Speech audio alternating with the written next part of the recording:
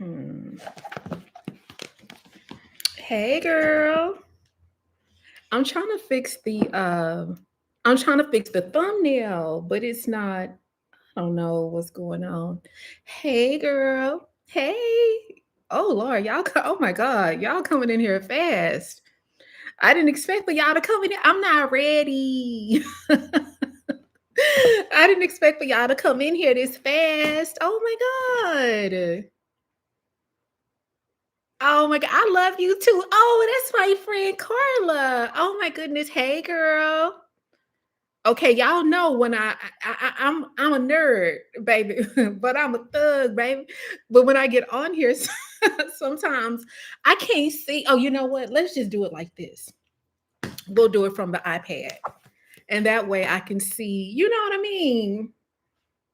Hold on. Yes, ma'am. Good evening.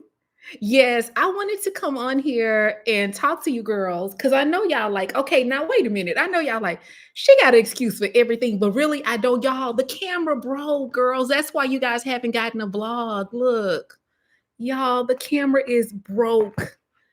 So not only is this part of the camera broke, but the screen is as well. Real So fans know the real experts aren't hold on on, TV. girl. Not YouTube coming on. These Hold on. guys don't know what they're talking about. I'm sorry about that. No, so the camera is broke. I have another camera right here. Let me grab it. So I have this camera, but I don't like filming on it as much. I have been filming, but just trying to get out and get content with this camera, it's a little wonky. It has some things going on. It still films, but basically that's the holdup. So I did order another camera. It's coming and it should be here I think by the 11th or by the 12th, but until then I'll continue to improvise and we'll continue to try to film on the Sony. Okay, hold on, let me see what you girls are saying. Oh, hold on, y'all. I'm just trying to get my bearings. It's been a while since I've done this, so let me just try to get myself together. Okay, so I need to just a second, y'all. I'm going to first of all, I need to see if I can fix the thumbnail. Oh, but yes, girls, that's what's going on with me. I'm gonna have to fix the thumbnail like when we hang up. So anyway, let me read and see what y'all saying. Okay, I can see you guys better. Okay, so we're doing roll call. Who came to school today? So we have, I hope I'm pronouncing your name right. Shanitha? Is that how you pronounce it? Y'all forgive me if I'm pronouncing these names wrong. We got Richard, Lynette, Alicia, um, ST Marquez, hopefully, Just Me, Stephanie, and SMD. So loving the blogs, putting us girls on. Thank you. You are welcome. I was just thinking about you. Girl, I've been thinking about y'all. I said the bombshells are going to kill me. But yes, girls, that's what's going on. The camera that's basically all it is. Oh, that's all it is. That's the only thing going on. So I'll be back sooner than later. I was going to try to have a vlog pulled together for you girls tomorrow, but unfortunately, I just don't have enough footage. And so, oh, thank you. You like, oh, y'all so sweet. I love y'all. I was like, I got some good bombshells. Oh my goodness. That's Vanessa. I love you girls. And you guys, I forgot we got the bombshells and we got the bomb chains. Y'all, we can't forget y'all them bomb chains, y'all. They be chewing me up. I'm scared than I'm more afraid of the bomb chains than the bombshells. Cause I haven't none of the bombshells have really had to try to get me to have had to try to get me together, I should say. But baby, them bomb chains, girl, y'all, they'll get you to they'll get in them comment sections, girl. They be trying to chew me up. I be trying to be on my best behavior when it comes to the bomb chains. So, oh my gosh. Hold on, girl. I'm trying to get situated. Wait a minute, y'all. Let me change my shoes. Hold on, because these shoes too slippery.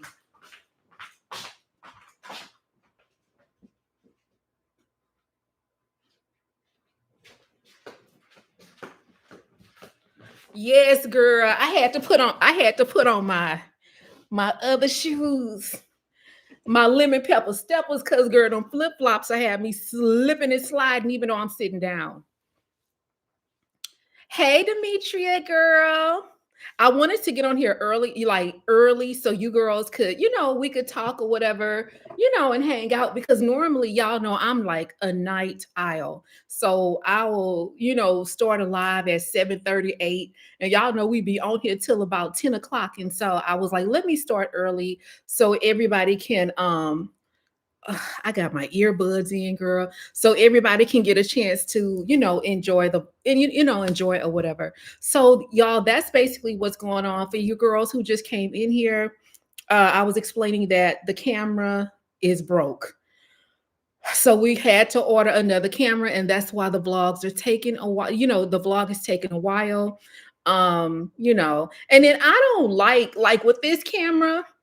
I don't like how close up, girl, y'all. This camera be like on your like this. You know what I'm saying? And it's like it's not even enjoyable watching. You know what I'm saying? Like you can't really even enjoy the content. And if it's not super close up on your face, it doesn't have any in-camera stabilization. And so it's already like a wide angle, it's a wide angle lens. So it's already close up. And then you try to stabilize the footage and I'm trying to show you a sofa, and you like, girl, we can't even see the sofa. It's too close. And so it's just, I don't know. So yeah. But I do have some footage on here. Y'all gonna have to be patient because the footage is kind of shaky, a little bit wonky. But I've been doing the best that the best that I can. You know what I mean? But girls, we're going in a different direction with our camera. We're still going to be having a DJI. But if you girls are interested, anybody out there who just wants an extra piece of equipment, or if you are in the market for camera equipment, guys, we're going to go with the DJI Action 4. And that's basically a smaller version of this. And so this is actually a gimbal. So hence the rotating head. So this is what you guys have been watching me off of. This is what I filmed the footage off of when we do the Rock series, the Adventures of Rock series. This is what you guys are seeing. Girl, the camera broke. She's talking about, where have you been? The camera broke. I probably should have just I've been here, but the camera is broke. And so I haven't really been filming as much. And then I don't like filming in it. Y'all, I don't like taking this big old camera. Can you imagine? Like, we trying to go look at an apartment. Like in the past, before they had modern day technology, yes, this would have been cool, but technology is more modern. I don't like going and like I wanted to do a luxury apartment tour. After we do our luxury apartment tour, I want to take you guys to a furniture store and kind of just show you some concepts that I want or whatever.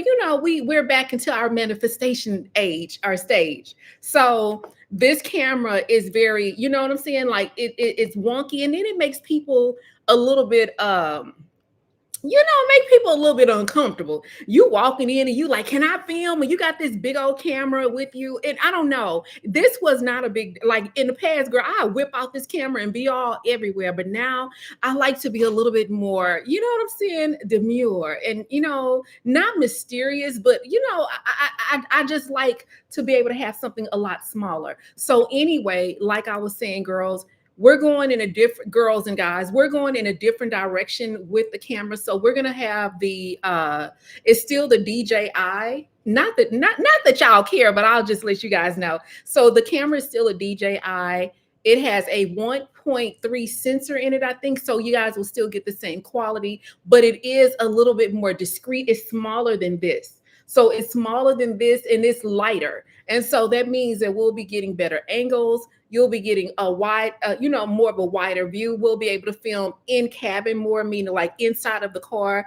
The shots won't be so tight because when we film with this part interrupts with the steering wheel. And so you have these hey girl, you have these super tight up shots. You know what I mean? So now with the camera, we're going to have the shots are not as close up. They're not as tight. You're going to have a wide angle lens. They have rock steady stabilization. So you're going to have you'll have smoother footage when we're out and about. Yeah, I miss editing the vlogs as well. But right now, again, we're not going to have as much vlog footage because like I don't want to go out with this. I just be honest, y'all. I don't want to go out with this camera. It's so big. And I don't want to. Like, if we go out to eat or something, that's cool. But I don't want to go out with this camera. Like, it's just big, and I don't know. I don't know, girls. I just don't want, I don't know. So anyway, um, and then it kind of has a little bit, kind of have something going on with the you got to be careful with it because it kind of has something going on with the SD card as well, or whatever. So yeah, that's basically what's going on. But yes, girls. So I wanted to let you guys know that you will notice a difference in the footage. It's not a crazy difference, but there will be a little bit of a difference in the footage.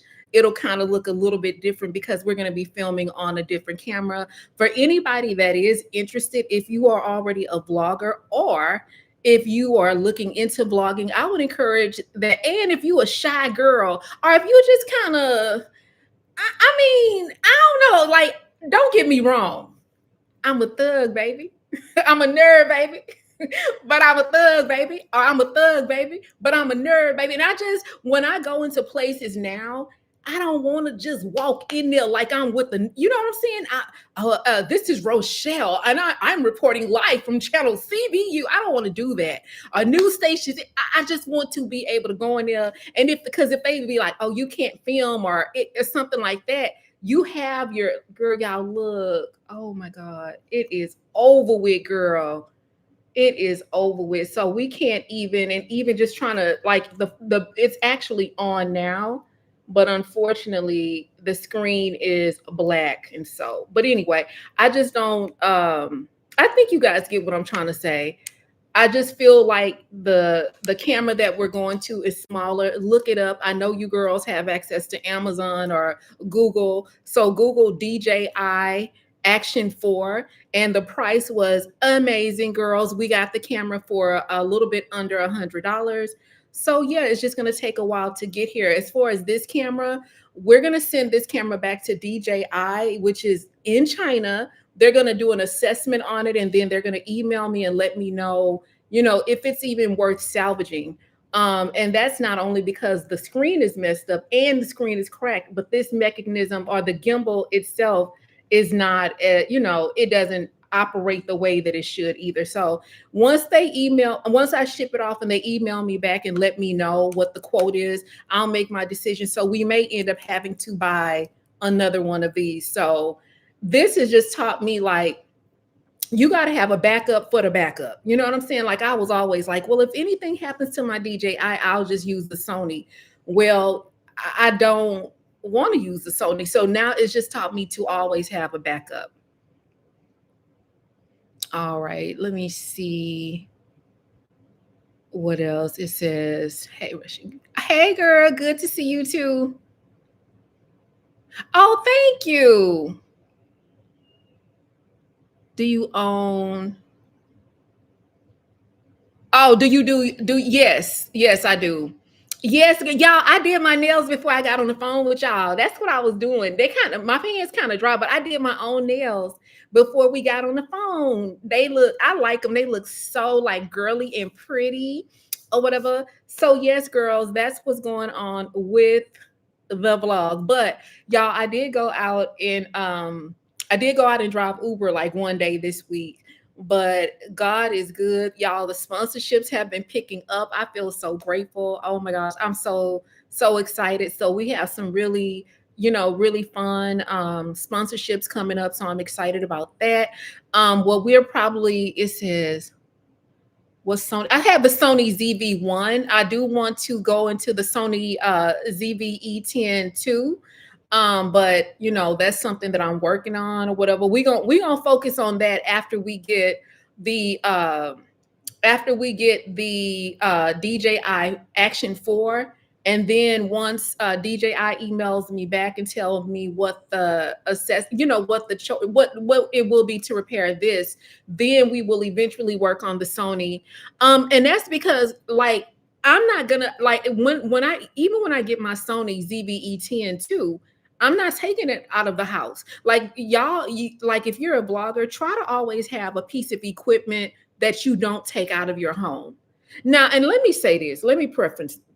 It's nothing wrong if you want to take your vlogging camera out. It's nothing wrong with that. I'm not trying to imply that there's anything wrong, but just for me, since I know that there's different technologies out there, I would just prefer to I would just prefer to I would just prefer to have a smaller, more discreet camera that's less intimidating, if that makes sense. Hey girl, love from New Orleans. Hey baby, you got some cold drink? You got a cold drink over there? How they be sending in New Orleans? Y'all. So anyway, I was gonna curl my hair with you girls. That's what I was gonna do. So if y'all want to curl y'all hair with me, because I got stuck in the rain, girl. I got caught in the rain, so the hair is yeah. But yes, girl. So anyway, y'all, I'm just talking and y'all not even saying nothing. Y'all not even talking. But anyway, where my brush at? Here it is. So yeah, girl. I was like, let me get my stuff. And that way, because when I hang up with y'all, I have to start working on, you know, girl, the night shift. I got to start working on some sponsorships when we get off the phone. And I don't know, you know what I'm saying? Like, I want to be camera ready if I have to film anything. You know what I mean? But yes, girls. But other than that, y'all, that's the only thing. That's the only thing that I have going on right now. Just trying to get my camera situation pulled together. You know what I mean? And so that's about it. Yes, that looks so much better. Well, what else is going on? Y'all just sitting there letting me ramble, put all my woes on y'all. Hold on, wait a minute, girl. I'm sorry. I just need to get these because listen, if I have to film when we get off the phone, you know what I'm saying? At least these like front little pieces will be done. I mean, I'm gonna have to I'm gonna have to like, you know what I'm saying? Like tighten up the lace here, relay the lace right here or whatever. But at least, the front little pieces and like this. Y'all see how it's kind of like fuzzy right there? I mean, y'all probably can't see it because of the back, the back lighting or whatever, but it's looking better already.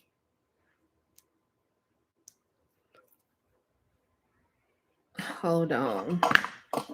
See, I want the curls to be just a little bit bigger, you know what I'm saying? Not like I don't know how to explain it. I just want them to be bigger and fluffier.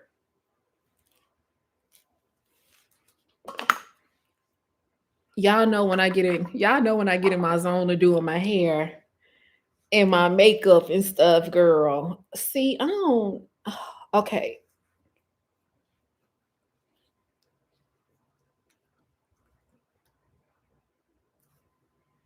Yeah, y'all need to get one of these. Get you one of these. It says trying not to stress, needing more sources of income. I want to sell some of my items on eBay.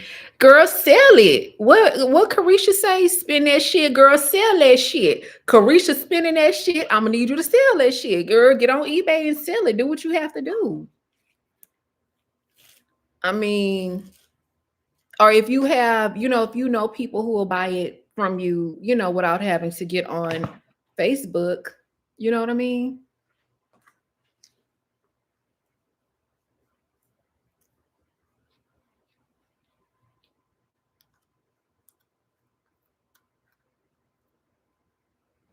Okay.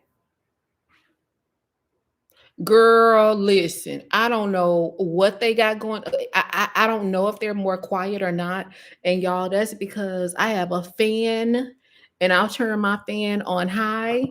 And that fan, it's not noisy, but it's enough noise to You know what I mean? It's enough noise to drown out whatever they got going on now. They were in there monkey stumping last night, girl. I don't know if they was fighting, bowling, dancing. I don't know, but I heard them making noise when I came in the living room. Girl, please, shit. Girl, I came in the living room. And I heard all that noise. I packed my shit right on up and went right back in the bedroom because I was just like, well, whatever they got going on up there, you know what I'm saying? I don't want no parts of it. So, because one time they was making so much noise, I called the cops and girl, they was right back at it. So I'm just like, baby, let me mind my business. You know what I mean? Okay. See, this what happened when you put too much hair. See, I don't know if the end is gonna curl. See, that's too much hair. See how the end didn't curl? But I do like putting bigger pieces of hair on there. Girl, yes. Look at that. Look how fast it curl, girl. So yes, y'all, I had it says also we need oh girl, but y'all ain't nobody been down to the pool. That's why we haven't did that. But listen, when we do down to the pool, we're actually gonna be down to the pool because girls, the camera I'm getting is an action camera, so it's waterproof. It's weatherproof. You can go get on a motorcycle. You can get on an airplane. It's literally that's why they call it an action camera. So you can do literally any and everything with this camera. So we gonna be, but y'all haven't nobody been down to the pool because I guess, um, I don't know, girl. It used to be like Miami spring break every weekend at the pool, but I guess management might have cracked down. I don't know, but it's not the pool now is very much family oriented. Like if there's gonna be anybody at the pool, it's just gonna be a bunch of families. It's not like party central like it used to be. It says, "Do I have a link for the camera?" No, I don't. When I was living in Stanford, girl, I don't know why. I don't know. Oh, girl, you two be hiding. What is going on? They hiding messages. But oh, okay. I do have a link for the cam. Wait a minute. How can I put the link for the camera? Oh my gosh, how can I do that? It's basically, I'm gonna put it in my Amazon. Damn, I don't know how to like put that in here. You know what I mean? Like, it's called the DJI Action 4. It's the Action 4. And when I ordered it on Amazon, it was like 170, and with tax and everything, it was a little bit under $200. But just go on. I hate to say that, just go on Amazon because I am very resourceful, girls. But no, it's not. I haven't linked it in the storefront yet because I haven't gotten it yet. It's still I haven't. I ordered it, but it's still on the way. So typically, what I'll do once I get something, I'll put it in the storefront. But because I haven't gotten it yet, I didn't think. Or should I put it? Let me see.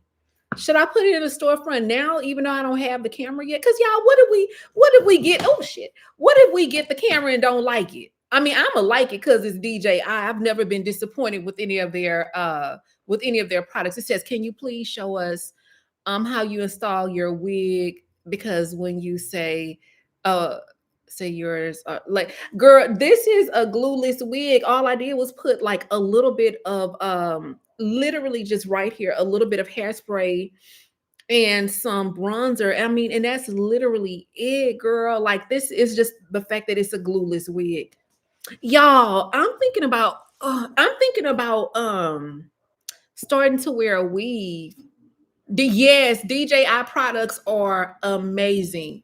Y'all, I'm thinking about maybe like kind of deviating it away from wigs for a while and get a wig, get my hair get a wig, get an install with my natural hair because you girls know I'm a natural curly head girl. And then just maybe do that for a while because I'm not really getting as many wig sponsorships as I used to. The sponsorships that I'm getting now are more tech related products like somebody want to send me another television, girl. Someone wants to send a projector. You know what I'm saying? So those are the types of sponsorships I'm starting to get. And I love that because it's less work. You know what I'm saying? When you're doing these wig sponsorships, girl, I mean, it's a lot of work that goes into them. But I do like, I do like the fact that I'm starting to be, get more techie type stuff. So yeah. But yeah, I literally put the wig on. I put a little bit of foundation, like, I'm sorry, not foundation, but concealer. And then around here, I put a little bit of hairspray, and then I do a little bit of bronzer to blend it into my skin. And that is literally it. Literally it. Like nothing, you know what I'm saying? Nothing spectacular.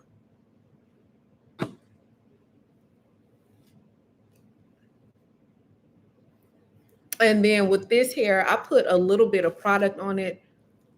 And I was kind of wearing it in its natural state, and then I curled it. And girl, like I said the other day, I was out, ran to the grocery store really quick, and when I came out, it was raining, and yeah, and that was the end of that. You're welcome. I will have a wig sponsorship coming up in one of the vlogs. Girl, y'all, I gotta get on the good foot because we do have a lot of sponsorships coming up. So I'm gonna have to I'll have to post more consistently once we get the camera, everything back up and running or whatever.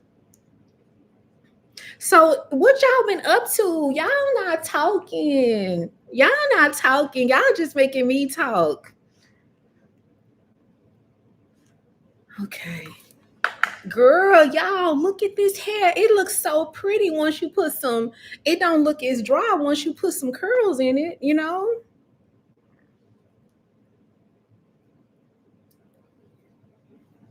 Okay. I'm sorry, girl. I'm getting distracted. Hold on, let me kind of maneuver a little bit this way. So yeah, and then also, like my hair it'll already be ready for tomorrow, Okay. See, the trick is to get the curls to last long. You got to get like a big piece of hair like this. And then wait a minute. I got to fix this part. The other trick is try to get, when you twist it around, try to get the curls as close as like the twist as close as possible. Let me show you. So like when you put the curling iron here, oh, I hope y'all can see me because it's light in a bit. Like when you twist it around, like pull the hair up and then just try to put as much, like try to make the curls be as close together as possible, if that makes any sense. And then when you put when you bring your hair around, it's like you got to move the wand back and forth, kind of like a crochet iron. Oh my God, happy belated birthday. Oh my God, 36. You said, is that 36? No kids, not married. No, girl, you still young. Not somebody talking about not somebody talking about they 36 and they feel, oh girl, you just getting started. And how not to feel old, get your fine ass up and put on some cute clothes and go out. And I'm not telling you to go out for the men's. I'm telling you just get up and go out and start enjoying life. You know what I'm saying?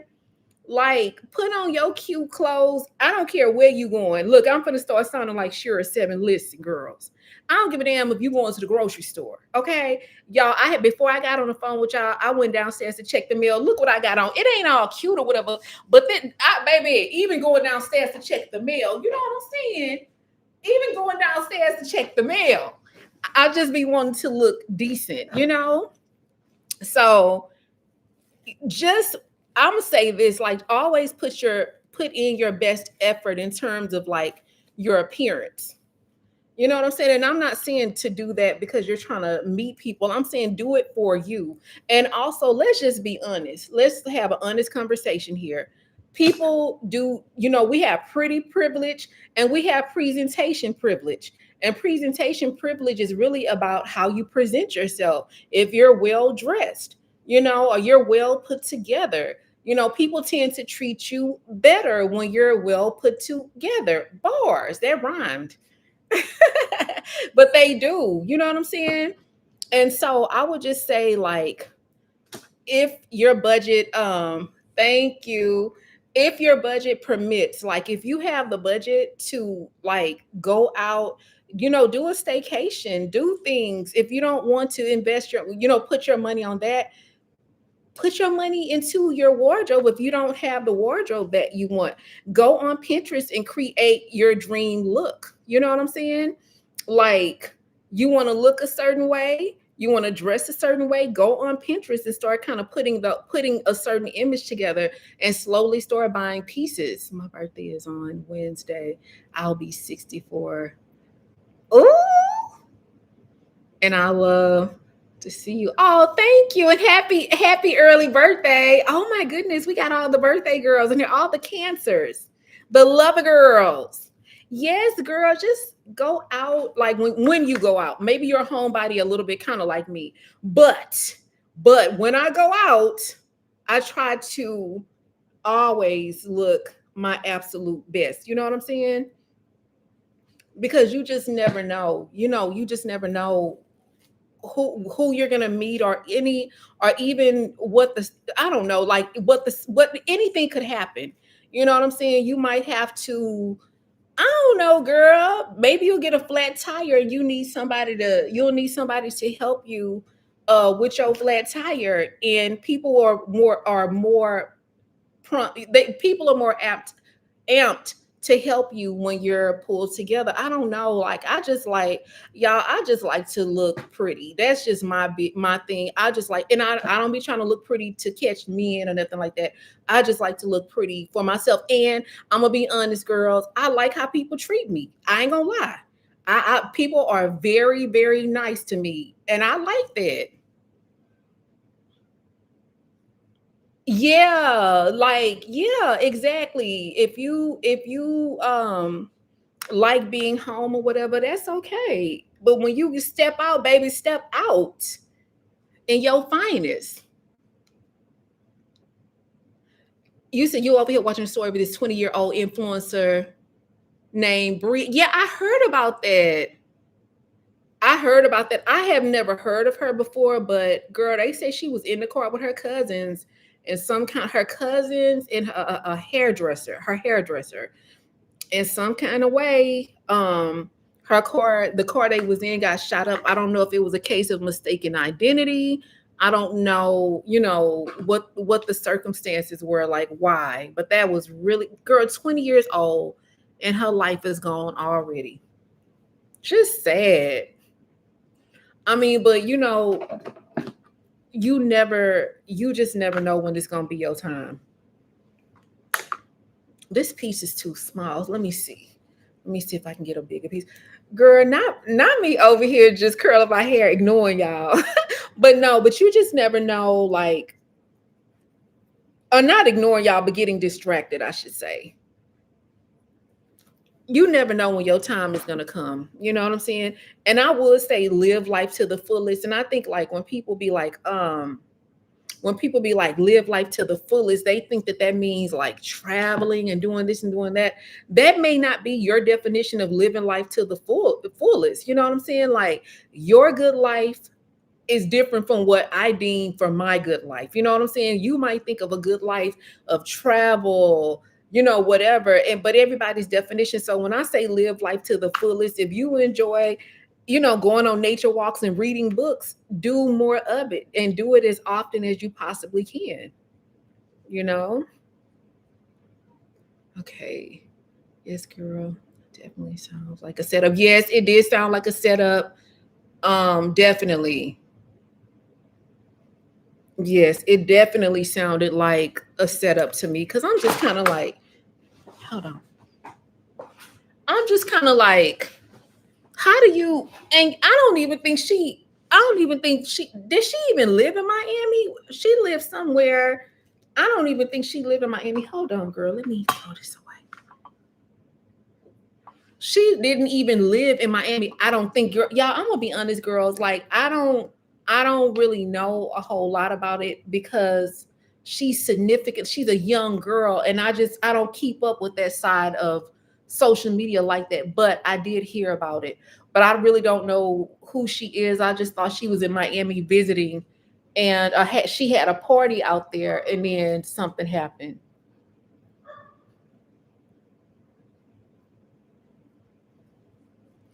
It says. It says, I don't travel that much. Yeah. Oh, well, at least you're going to Puerto Rico for your birthday. I mean, that's, you know, at least you're going to Puerto Rico for your birthday. So that's still going to be, you know what I'm saying? That'll still be fun.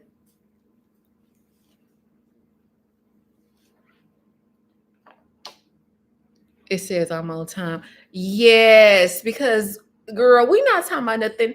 I was just telling the girls that I'm trying to get everybody cut up. The blogs have slowed up because the camera is broke. Y'all, what? Do it look it looks smoky. Hold on. I just feel like wait a minute. Hold on, y'all. Let me go get this thing and put this camera.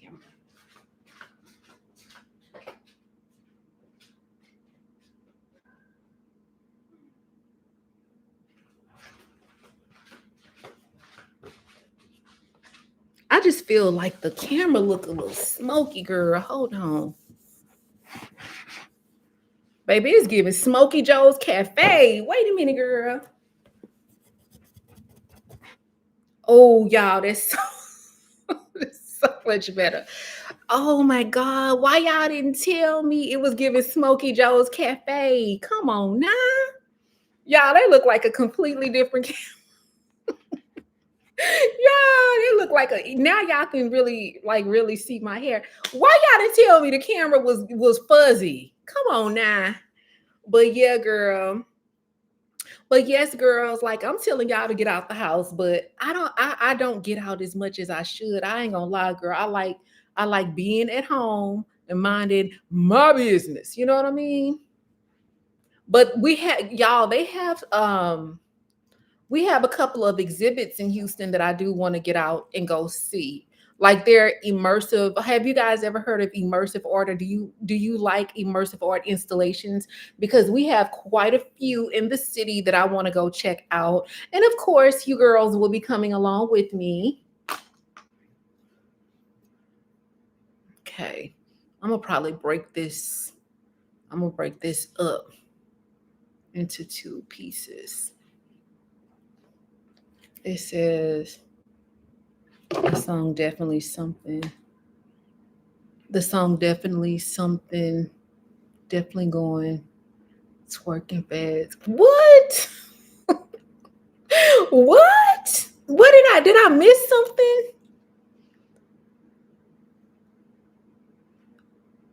What, wait a minute.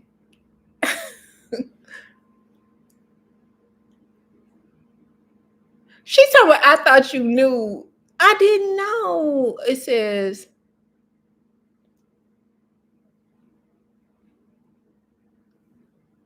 oh, okay. No. Mm-mm. Wait a minute, girl. I can't. Y'all know I can't multitask. Hold on. Let me fix this part of my hair. Yes, I do. I like taking you guys out too, but y'all know like sometimes I'm not gonna lie. I just be wanting to be in the house. And I know like um girl, look at this. Oh, this curl. Wait a minute. This curl didn't come out good. I know, like I've been doing like a lot of different, research and stuff since the camera has been down. I've been doing like a lot of research on blogging and stuff or whatever. And it's this guy, and he was just saying like one of the reasons why people enjoy blogs is because they enjoy being able to look at, hold on, girl. They enjoy being able to look at an environment, a different environment that you're in that they're not in. And I was just like, that's true. And then it's just like, you start wanting to provide more experiences in your content. You know what I mean? Like it's like I want to provide more experiences. But if I can just be honest, I know we got a couple of bomb shanes in here, but if I can just be honest, I just have some days perimenopause be taking me out. You know what I'm saying? Y'all, it be a struggle. Like my energy, it's just like it just be a struggle. And it's like I don't always have the energy or the motivation to leave the house. And I'm like, I know the girls be wanting to see something different, but girl, I ain't gonna lie, my energy be out of there sometimes. Mm. Oh, somebody say it's too hot for me. Down to a 10. Oh my God. Let me see. Down at 10. A lot of outside events. You like, yes, it is hot. I want to go to this.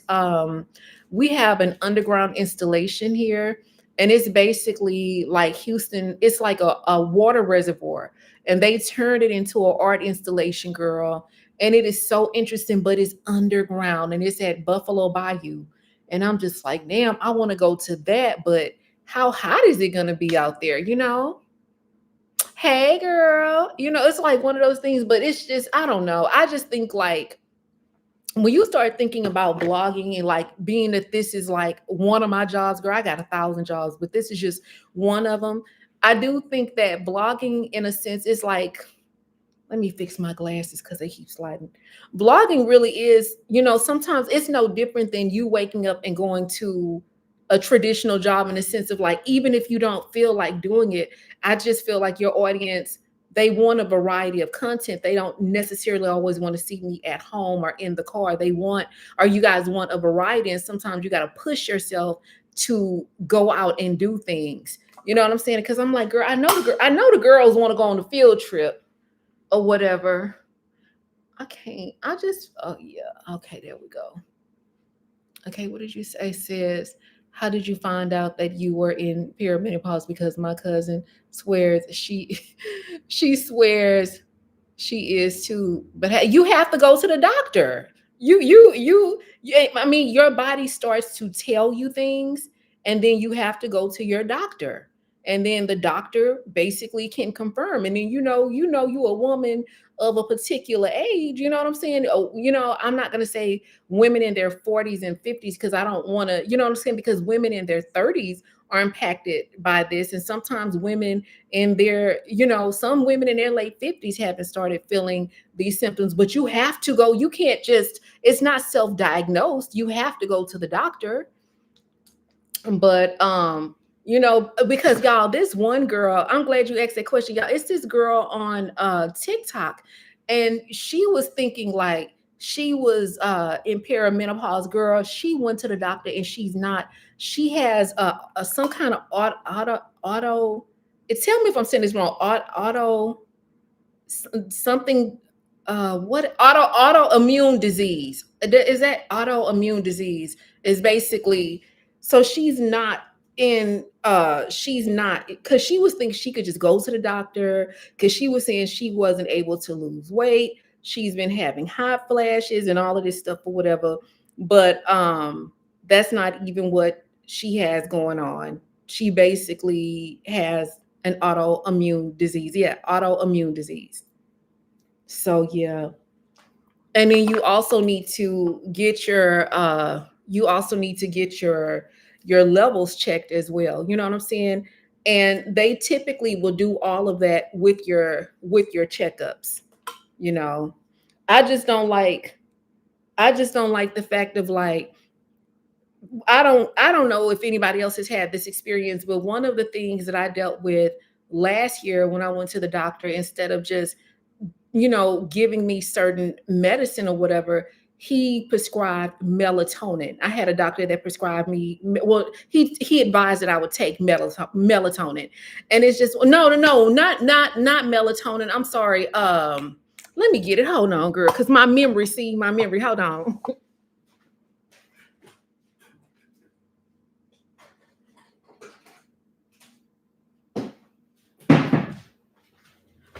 Magnesium. That's what he suggested, or whatever. And so you have, and then yeah, yes, magnesium. How you know? Somebody, magnesium, and I'm gonna tell you, like, it did help at first, but then it's like I got to the point where I would wake up in the morning, girl, and I would be so groggy. It would be like I felt like it does help you sleep, but you have to get enough sleep. You know what I mean? And so I just felt like I wasn't getting enough sleep. And I feel like things kind of turned around when I started taking vitamin C. I told y'all, girl, I've been taking vitamin C, and it's like a lot of things have changed. Hey girl, do you? No, I don't have any influence. Hey girl, do you have any influencer friends? No, I don't. I don't have any influencer friends. Um, I'm sorry. I'm sorry. I'm reading this and trying. Oh, estrogen patches with hot flashes. Let me know if that works. Somebody's talking about somebody's talking about he told you to go to sleep. I mean, my thing is, yes, okay. The magnesium works, but hey girl, the magnesium works, but what are we gonna do when we woke? You know what I mean? Okay, it helps me sleep, but what happens when we're woke? And then what happens for people like me with a weird work schedule? Like, y'all know, like, a lot of times my schedule starts at 7 o'clock at night because all of my companies that I work with are in China. So while y'all down to the bed snuggling on Netflix watching The Polygamous, I'm over here working and negotiating contracts. And a lot of times those contract negotiations and whatever it is that you got going on does not end until 3 o'clock in the morning. So you're going to sleep at 3 o'clock in the morning, and then like I be wanting to be up like at 8. So you're not really getting a lot of sleep. But I've stopped. I'm gonna be honest, girls. I stopped doing that. Like I'm at the point now where if I want to go to sleep, I'm going to sleep. I'm no longer burning the midnight oil. I'm not burning the candle at both ends. And so if I submit something, like I might have to submit something tonight. If I submit it by 9 o'clock tonight and I don't get a response back until 12, even if I get something back at 12, I'm going to bed. I'm not going to keep staying up till the wee hours of the night fixing and making adjustments and stuff like that or whatever. Yes, you do be nocturnal, definitely. And so it's just, y'all, I'm just over it. I am over it. But what has been helping me is I've talked about this 1,000 times in my vlogs. What has been helping me is taking Allegra and Peptid AC. Now I've been taking the generic brand, but that has made a world of difference. And then I got to the point I was gaining weight, but I was gaining weight just because I started to be careless and I was eating whatever I wanted. It was happy weight because y'all know this time last year, life was chewing your girl up. But glory be to God. I'm like, oh my God, girl, y'all, won't he turn that thing around? We ain't gonna have church in here, but God will turn everything around because and so now I'm in the phase of like, I noticed that I was gaining a little bit of happy weight. Now we're reeling it back in. It's just like, I don't want, you know what I mean? Like I gotta reel it back in because I'm gonna be honest, girl, I was eating Popeyes, Churches, pizza, Papa's barbecue, Luby's, Wells Fish and Chicken. And it's like, I have come too far and I've worked too hard to, maintain my weight or whatever. It says, I see you hanging with the girls. I can see you hanging with the girls in Texas. You would have so much content. I can see you. I'm gonna be, y'all, can I just be honest, girls? Can I just be honest? I'm just gonna be honest about y'all. I don't want to go to influencer events, guys. Like, I know that would probably have a high impact, and you know what I'm saying, I would get a little bit more recognition. but I just want to just like be by myself. Like, I'm not gonna lie, girls. Like, I get very overwhelmed. I get very stressed. I'm hyper, like, not sensitive, but hyper vigilant to stuff or whatever. And when you start kind of, sometimes those influencer events and stuff, people can be shady in the sense of like they may treat you differently because you don't have the following that they have. And so it's just one of those. And then too, and I'm older than the girls, and this is not about an age, but this is about wisdom. You get to a certain age, you know what you know, what you know, what you know. You know what I'm saying? And this goes back to what I was saying earlier. Your good life is different from my good life. You know what I mean? And I just feel like the path for me may not necessarily be going to influence events. Now, don't get me wrong. If LinkedIn or Indeed had something and they wanted to fly me out and it was more career related, but it was independently and I don't have to, you know what I'm saying? Like, it's not a brand trip type thing, then that's cool. But I don't want to do that, y'all. And it's nothing wrong with it if that's something that others desire, but it's just not something that I desire. um I don't want to do it. I just don't. I just have no interest in that. I just don't. Oh, we need a skincare routine. Tell it. Them frozen cokes. No, girly, it wasn't the frozen coke. It was the food. It was the food. But I cut back. I cut back. So I've already lost. I've already lost. Let me see, 4 pounds. I lost 4 pounds. So we got a few more to go. Yes, you can ask me a fashion question. It says, I totally understand, honey. The young girls. Yeah, they're, I don't know, girls. Like, I don't want to be like a party pooper, but sometimes you just have to be honest with who you are and how you are. And I know myself really, really well. And I just know, like, I honestly just don't do well in, those types of, environments. And I'm at the age where I'm not gonna force myself to do well. I'm not gonna stand around nursing a drink and smiling. I'm not doing none of this shit. And I'm not, I am brand friendly, to a certain extent for the brands who like nerds slash thugs, but I'm not about to. I'm over it. I'm fucking over it. You hear me? Because I just feel like even okay, so you do okay, so you say you go to the events, you do all of the things, and that may not even yield even more opportunities. You know what I mean? So and then I like watching brand trips. Don't get me wrong. I love watching the girls on the brand trips. That's like some of my favorite content. It's just not something that I want to do for myself. Hold on, girl, not me. I miss. Hold on, y'all. I gotta kind of go back up. Okay, skincare routine. Oh, the name of this hair company is Eunice Hair. This is a wig from them. Skincare routine. I don't want to get. Yeah, get somebody else to do it. Get somebody else to do it, girl. Totally understand. Yeah. Yes, you can ask a fashion question. Okay, I'm back. I'm back. It says I've been using A&D ointment and socks on my feet after showers.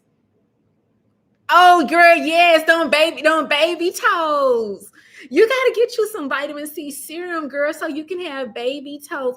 Y'all, I was redoing my toenails, girl. Why did the damn super glue almost burn a hole in my big toe?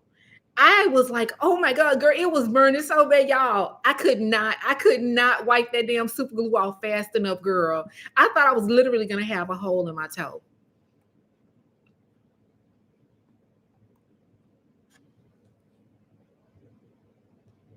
Would you be willing to? Yes, I would mentor in the sense of like giving the girl some of the tips and tricks that I had to learn on my own in terms of contract negotiation, editing, voiceovers, the importance of voice quality. Even if you don't have the best visual quality, voice quality is important. And then when you get the voice quality. Lighting is important. Also, knowing how to, deal with your audience and knowing how to create certain emotions in your audience, not punching down on your audience, just certain things like that or whatever. Maybe all the well, I'm not gonna say this for me because I'm grown, I don't do shit like this. But maybe some of the mean girl shit you do with your friends, that shit is not gonna fly on YouTube. All that talking about people, which I don't believe in anyway, talking about people's physicalities, looks and shit like that, that's just not gonna work on this platform. You know what I'm saying? People in they don't like that. You know what I mean? Um Controversial viral posts, celebrity scandals. Yeah, I approve this message. Yeah, it is for the birds. I'm tired. You know what I'm saying? Like, I think because I worked in corporate America, girl, I had a company contact me today. They contacted me today. Now, don't get me wrong, guys. I'm still, actively looking or whatever, but I also understand, like, I'm at the point where I'm like, okay, if I, at least I can get out here and hustle if I have to. You know what I mean? And so it's just one of those things, like, even with the job, even with the company I was working for doing the wine and beer sales. I mean, I'm like, to get a call at 7:30 at night telling me the executives are going to be in the store and, excuse me, this and that.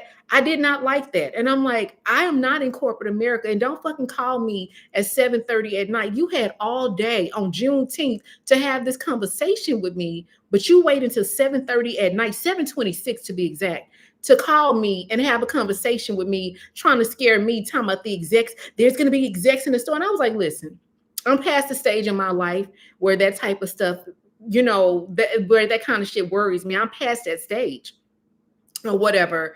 And so she was just kind of like, well, I just wanted you to be aware of what? I'm not some wild fucking barracuda that just go out and not know how to present myself and how to act. You know what I mean? And it's just one of those things, like, I could see if I don't know. I'm just over it. I'm just over certain things. And so I don't want to put myself in an environment where you just gotta, I'm not gonna say play nice, because I do play nice. I'm not a nice girl, but I don't want to be put in positions where, oh girl, she only got 18,000, 17,000 subscribers. Oh, she can't sit with us. I don't have time for that bullshit, because I'm probably old enough to be everybody mama. You know what I'm saying? I don't have time for that. Please do, because I'm coming from corporate America and this YouTube thing is new to me. I would love to pick your brain and do a one-on-one, and we'll pay. Okay, well, send me an email at rochellechanel@gmail.com. Yeah, it's linked in my I mean, I'm gonna be honest with you girls. YouTube was not, this is not what it was supposed to be.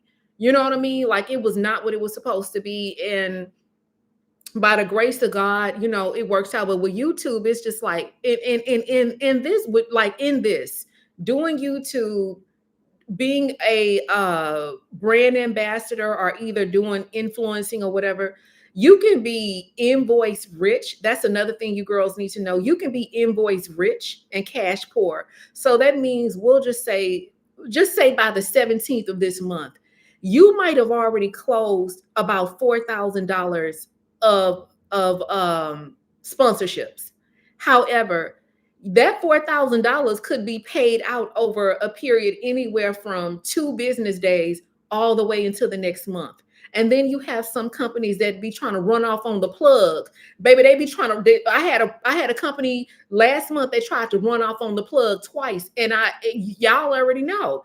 And so it's like, a lot of the skills that you learn in corporate America, you're going to have to bring them into this. And sometimes you can't be so worried about, you know, I don't want to keep saying playing nice, but when it comes to your money, you cannot be afraid to be rigid. And you have to ask, for me, I ask the hard questions up front. the reason why I have to conduct business in a way is because my business does not come out of the United States. My business comes out of China. And in China, they do have a little bit of a different business acronym. You know what I'm saying? And so, and that doesn't mean anything bad, nor does it mean anything good. Sometimes a lot of the sponsors or the companies that I work with influencer agencies. And so sometimes they'll need somebody to demonstrate or review, we'll just say some dishes, right? So they might look at my content and be like, oh, we like her, she's funny. But the company will send an influencer agency to me. It won't be the company directly. And what the influencer marketing agency, they'll look at your content and they will glean. That's the word, glean. They will glean certain things about your personality from your content. Now, with me, people can glean a lot of things. They can say, "Oh, Rochelle is bubbly. She's funny. She's quirky. She's fun." But when you think about those words, you never, if somebody is bubbly, fun, and quirky, the next word that you think of them as is not smart. So when you have a certain type of personality, people may find you entertaining and may enjoy you, but they never surmise that you are smart. And so that's where I often get underestimated based off they because I don't necessarily have to show up as smart in my content. I don't have to do that. I'm funny. I'm fun. I have a good personality. I'm likable. So I don't need to show up as this smart corporate bombshell because that's not what this is, you know? But when you show up a certain way in your content, people think that that's really who you are. So when they start wanting to negotiate contracts with you, they don't think that you're going to have uh, project management skills. They don't think that you're going to have procurement skills, supply chain skills, mitigation skills, legal skills. They don't think that about you. So they will try to play with you with these contracts. In fact, I just had a huge company.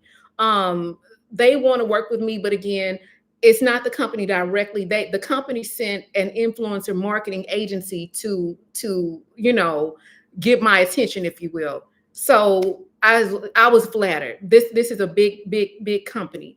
And so they wanted to work with me. I said, okay. So we started negotiating. We negotiated at a firm rate. Well, when it was time for me to sign the contract, I read it, girls, y'all, if you're gonna do this, when it's time to start getting to the money, you're gonna have to read. That's one thing you're gonna have to do. You're gonna have to read. And then once you read your contracts, you need to take that contract and run it through Chat GPT and tell her to analyze it. Because unfortunately, girls, sometimes we just miss things, right? As humans, we just miss little things. And so you need to run those contracts. You need to read it. Then you need to run it through Chat GPT. When I read the contract, girl, y'all, they tried to sneak and change the dollar amount that we agreed on. And I'm not gonna lie, it was a nice, very attractive amount of money. But hey, girl, it wasn't what we talked about. And so I went back to them. I'm like, hey, this is not what we talked about. So then they said, oh, yeah, girl, we talked to the brand and the brand had changed their mind. I said, well, why wouldn't you have communicated that with me? Then they said, oh, well, it was an oversight and a mistake on our part. We want to build a long-term relationship with you. And going forward, we'll ensure that these mistakes are not made. And I said, absolutely not. You are on the lines of integrity and valor. You know what I'm saying? Like, and I'm like, you're not meeting the professional standard that I expect. In addition to that, this is our entry point in working together. This is not even midpoint or the end. And if this is who you are at the entry point, I don't know who you're going to be when it's time to pay. If you're already trying to short me, I said it like, I didn't say it like that, but I just said it in a professional email. So I was very disappointed because I'm going to be very honest with you. It's one of the more attractive opportunities that was offered to me.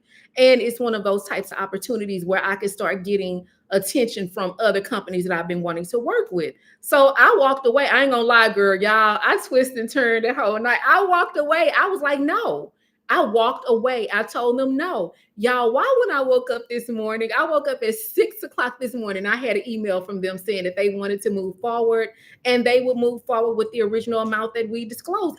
Yeah, because see, what they don't know about me, baby, I will get in my car and I will Uber to get to the money, So I will go do alcohol and wine sales. I don't, you're not gonna short me. If I gotta get out here and hustle and get money, I don't care about that. You know what I'm saying? I don't care about getting my hands dirty. But you're not gonna tell me one thing. And so I was talking to one of my family members and I was telling them what happened and I was telling them the dollar amount or whatever. And they was like, oh, I still would have did it. I said, no, I'm like, that's like you a company calling you, hey, we want you to come aboard. And you guys decide, they say, okay, we're gonna pay you $120,000. And you say, okay, but when you get the offer letter, it's only $105,000. You're gonna be like, okay, where's the other 15,000? And then what if they say, oh, well, we just decided that after further consideration, we decided that we wanted to pay you this. Nobody, no self-respecting, high value, educated, experienced woman or man is going to be okay with that. And I don't give a damn. I'm like, shit, as long as these eyes working, these feet working, and old Bessie, my car is working, and we got what we need, I will get my ass out and I will hustle for what I want. But what I won't do is work for less than what I deserve. And so anyway, girl, they came back and they gave me the money. And so anyway, I got to sign the contract tonight or whatever. But I'm like, yeah, pay me what you owe me. So that's what I'm saying. When you get into content creation, it's more than just about brand trips, so whatever views or whatever. It's also about knowing how to deal with things on a legal and professional level on the back end. Like, thank you. And I know people be complaining about Chat GPT, but let me tell you something.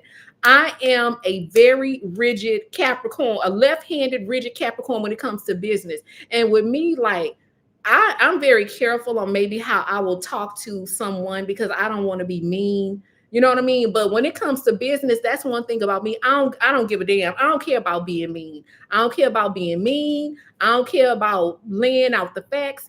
But Chat GPT does save me from getting crazy with people. Not crazy, but getting spicy.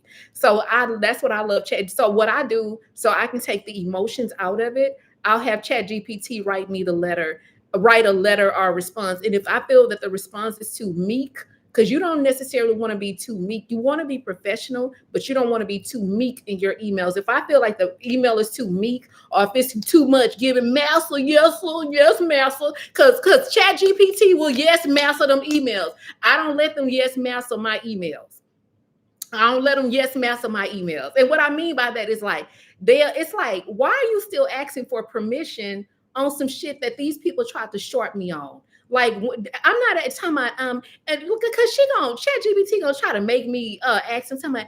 Could you kindly reconsider? I'm like, absolutely not. Don't ever ask somebody, can they kindly reconsider on something that was already okay. You know what? I'm sorry, y'all. I'm getting I'm sorry, I'm going off, but I'm just saying, like, I am not about to let nobody yes master me. So if you tell me one thing and I got to come back with some facts or something else, I'm not playing nice anymore. And so Chat GPT be telling me, can you kindly reconsider? And so, because I'm like, no, rewrite that. I don't want them to kindly reconsider. Tell them what it is and close the email out. And then they be like, okay. But I do like Chat GPT because it keeps people like me, like, it keeps me in more of a rational state as opposed to an emotional state. Because what I do know is that when you make decisions out of emotions, you can ruin a lot of business relationships. You can ruin relationships, period. And so that's why I often have Chat GPT. So girls, make sure you have Chat GPT write your letters, especially if you like me and you know what I'm saying? You get spicy and extra crispy. Let Chat GPT write those emails when you're feeling highly emotional or really upset about something. So I learned to do that, and I've saved a lot of relationships because, girls, before Chat GPT, y'all, I used to be over here chewing them companies up. Y'all, I used to be tearing them companies up because at the time we didn't have Chat. Y'all, we did not have Chat GPT like this 2 years ago. But when what I would do is I would take my letter up and I would put my letter through Grammarly, and I would let Grammarly fix all the any grammatical errors, and then I would email. Girl, I ain't gonna lie, I probably ruined a few relationships. I probably ruined a few business relationships because of my rigidness and my emotional response in some of my emails. I don't do that anymore. So that's to take a note out of my book, girls. Try not to make decisions out of emotions, and try not to do any business dealings, contract negotiations, or mitigations when you are at a high emotional state.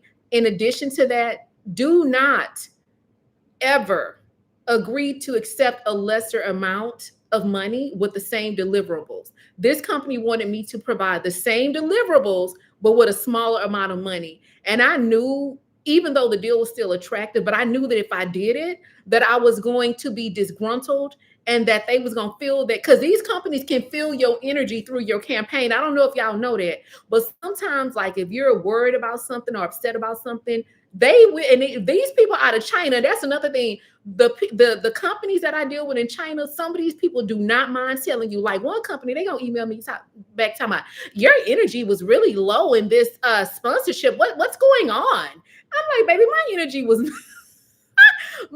was not low. Girl, they be trying to, y'all, I ain't gonna lie, girl, they be trying to get a little crispy. They be trying to get a little spicy with you. Let me read these emails. Wait a minute. Hold on, girl. I'm sorry, y'all. I was on my soapbox. I was not reading the comments. Let me go back up. Yeah, I'm sorry. I'm gonna be acting nice for the rest of the vlog. I'm sorry, but I just get passionate about these types of things because I've had to deal with certain things in my whole career, and even doing this, it's just certain things you're still gonna have to deal with. It says, so I bought this dress. It's white and it's dark blue with flowers, with a flower print, and it reminds me of a dress one would wear to a Kentucky. Oh, that sounds pretty, a Kentucky Derby. What shoes should I wear? I don't want to wear heels or what. You're gonna have to get some shoes that's gonna make your feet look like Barbie feet. You're gonna need to get a nude shoe with a minimalist strap and try to get a little bit of a kitten heel. Don't go completely flat. You know what I mean? You know what I'm saying? You don't want to walk in there. You know what I'm saying? Titties from Brazil, booty from DR, and them feet from Texas. You walking the feet just a schlepping. You know what I'm saying? Put a little bit of heel on, even if it's just like an inch or 2 inches. Put a little bit of a heel on, but try to go with a minimalist nude heel, something very light on the feet. You know what I mean? So your shoes won't take away from the dress, but something with thin straps, of course, comfortable, and then with not so high of a heel. Oh, I feel y'all probably like, did you come on here to bitch and raise hell? I certainly did. And can the church say amen? Hold on, let me go back up, y'all. Hold on. Wait a minute. Oh, this thing messing up. Hold on. Oh, why is it not? Okay, there we go. Girl, why is it not doing what I wanted to do? Oh, there we go. Yes, sir. Okay, I got it now.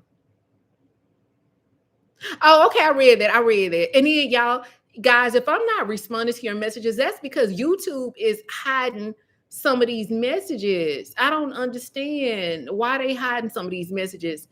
I mean, I'm like, girl, YouTube, we not talking about no nasty stuff over here. Y'all tripping. Okay, I read that. Oh, it's classy, knee length and flowy. Yes, girl, get you like a minimalist, light, dainty shoe. And if you can, try to get the toe, the shape of the toe, like a more of a, not too pointy, but a point. Try not to do a square. You know what I mean? And that way it just looks kind of like a little ballerina situation. I mean, a Cinderella situation, something like that. Not the super glue. Okay, it says, please do because I'm coming. Okay, we talked about that. That's when I started going on the rant. Sorry. Thank you. Thank you. Yeah, I mean, I pride myself on being smart. I DM'd you about a role at my company I work at. We have another opening for a social media manager. You would be perfect role for that. Please. Okay, where did you cuz y'all know I don't be on y'all I'm not on any social media but YouTube and TikTok only for consumption. And I'm trying to work on it, but girls, I don't like y'all, I don't like Instagram. And I know I need to be on all the platforms if I really, really want to grow, but I don't like Instagram. And I only like to consume content on TikTok. So where did you contact me on? It had to have been it had to be Instagram because I haven't got no DMs on TikTok. So okay, bad. Exactly. That's a bad first impression. I'm gonna send you the information now. The job pays. Okay, that's okay. Six figures. That's yeah. It says, thank you. Evelyn says she proud of me. Thank you. Thank you. I appreciate that. Okay. Yeah, we're gonna get in the mud, baby. We're gonna get in the mud, baby. Don't play with me and don't play with my money. That chat asking you to reconsider. You supposed to be on my side. Okay. Yes, I can't explain how to avoid scams when it comes to sponsorships. Um, and will companies send your payment electronically? Yes, companies will send your money electronically. However, those are typically American companies. Guys, I'm just going to be honest here. As a Black content creator, when you get started and when you first start getting sponsorships, you're probably going to more than likely garner the attention from more Asian companies. That's again who I get 99.9% of my business from are Asian companies because typically what happens is you start getting hit up first about hair. That's kind of how this thing goes. You know what I mean? They start hitting you up about hair, and then really just based off of how you present your content is how other doors will start to open, which is why I need to diversify my content. So, for example, you might start with hair sponsorships if you accept those. I love a hair sponsorship. And then from there, say you want to start doing you start talking about shapewear. So then when you start talking about shapewear companies start hitting you up. Then you start delving into cooking content. You start delving into cooking content, companies, tableware, type companies, home type company. Well, not home, but y'all know what I'm trying to say. Like companies that specialize in tableware, servingware, those types of things. That's who will hit you up. Well, then say you start delving more into home, like, oh girl, I'm decorating my home. Then that's when companies, home decor companies start hitting you up. And with me, by the grace of God, somehow, some way, I must have started talking about different technology in my content. And so now I'm getting hit up by a lot of technology companies. And I'm so grateful. And because a lot of times these technology companies, when they're sending you stuff, this stuff is worth sometimes over $2,000. Sometimes $1,200. Sometimes, I mean, big ticket items that if you didn't necessarily want to keep the product, you could give it away, you could sell it. So these products are profitable. Like I have this big old life-size iPad, girl. It's like y'all seen this, and it was a sponsorship or whatever.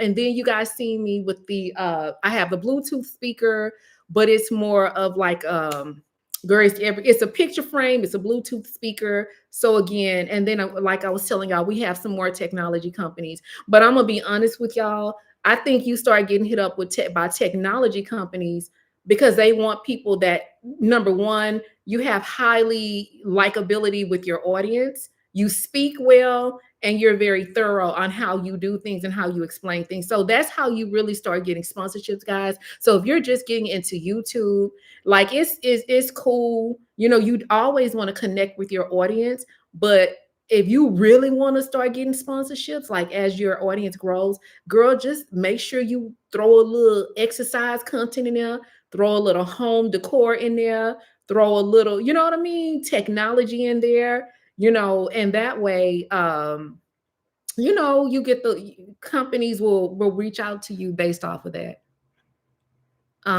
As far as okay, hold on. Oh my God, thank you. Oh, Miss Shirley. I'm gonna tell y'all a story about, I'm gonna tell y'all a story that I thought about. Shirley, I was thinking about you the other day. I had a customer, and I'll tell y'all about that in a minute, but just a second. Okay, so girl, not fee from not fee from Texas. Pretty shirt. I love it. Oh, thank you, girl. This is from ASOS. Girl, I had to just throw this on. I said, girl, let me look a look. You know, because I told you I had to go downstairs and check the mail and stuff. And then I wanted to look pretty for y'all. So that's why I put this on. Do you pay up front? No. So what I've been doing is negotiating sometimes with companies. What I do in my pitch, well, my response letter, I will always ask for a 50% deposit. Whether or not they want to pay it is one thing, but I ask for a 50% deposit up front. I do. I don't always get it, but I ask for it. But most companies, they will pay you they typically will pay you after the content is posted live, but with the wig companies gonna pay you as soon as you send that link. You hear me? They're gonna look at it, they're gonna make sure that wig ain't looking like a mop. They're gonna make sure that that lace ain't sitting up on top of your head like Tyler Perry. They're gonna make sure that shit is laid. They're gonna make sure you hit all the fine points. And they're gonna, you know what I'm saying? They're gonna comb over it, and then they're gonna run you your money like immediately through PayPal. Now, girl, some companies, like when you start building relationships with them hair companies, girl, they be like, okay, we trust her. Girl, they won't even look at the sponsorship, and then they will pay you just because they trust you or whatever. But I, like, y'all have noticed that I don't get as many wig sponsorships as I used to. But that, I mean, I would say that's fine. But shit, I want me some. Y'all want me some more wigs. I love a good wig now. I just sent you. Oh, thank you. Okay, I'll make sure that I check Instagram. I'll check it. Okay, hold on. Let me go down. Okay. All right. It says that was, yes, that was, that was, I sent it to IG, but I can also email it to you. Okay, that's good. Hey girl. Okay, wait a minute. Okay, as far as how to avoid getting scammed, when these scammers scam you, honey, number one, they've been watching you. So they already know.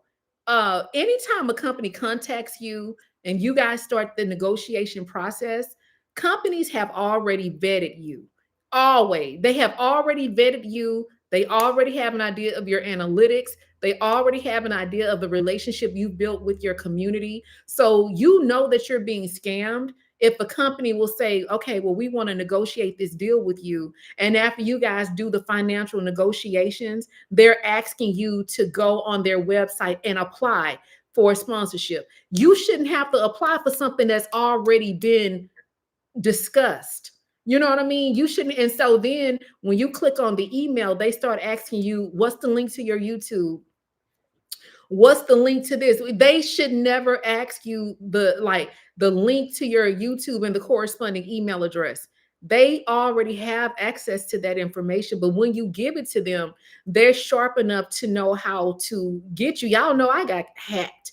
So anytime you deal with a company, once you guys start negotiating and they tell you you need to go online and fill out the contract and do this and do that or whatever, you know that that's a scheme that Todd set up to come tell you with the bullshit. Because a company, now I'm about to work with the company, but what they wanted me to do is go on their website. And really, this part of their website is where they calculate your sales. However, I refused to fill that out. And I went back and I said, listen, this is a great opportunity. My audience is going to be receptive. I think that this will be an amazing campaign to bring awareness to my audience. But because I've been impacted and hacked in the past, I do not feel comfortable entering my information into this tracking analytic system. If there's another way for us to do this, then we can move forward. And so we're still kind of working the kinks out with that. But for me, I refuse to do anything now. The contracts that I've been signing or contracts that you sign through DocuSign, or either you sign through another system. But these companies have already vetted you. You shouldn't have. Why do I have to send you the link to my YouTube channel when you told me you love me and you've been watching my YouTube channel and you like the engagement and the relationship and the community that I built? So if you know that, why do I have to send you the link to my YouTube channel? So that's how you'll know that it's a scam. And then also run those things through Chat GPT, like run them through there, run the email through there. Also, you can click on the person's email address and see if they're emailing you from the company. But these companies are getting very clever. Girl, not only when you click on the email, it look like they work for the company. These fools even go as far as setting up a LinkedIn account. You'll be like, okay, Katerina, you'll go on there. She'll be like, well, this is my LinkedIn account. And you go on the LinkedIn account and everything is connected, but it's still a scam. Do you recommend opening a business bank account? Yes, I do have a business bank account where I receive my payments, and yeah, I do. I absolutely do have a business bank account. So I would recommend that. I mean, you don't have to, but I do. But some of because I don't know. I don't want my personal money that I make on my own outside of YouTube to commingle with the money that I get on YouTube, if that makes any sense. So I have my own personal account, my own personal savings account, and then I have my business account. Bless you, Queen. I know that. Okay, let me tell y'all why I thought about Miss Shirley Hunt. Okay.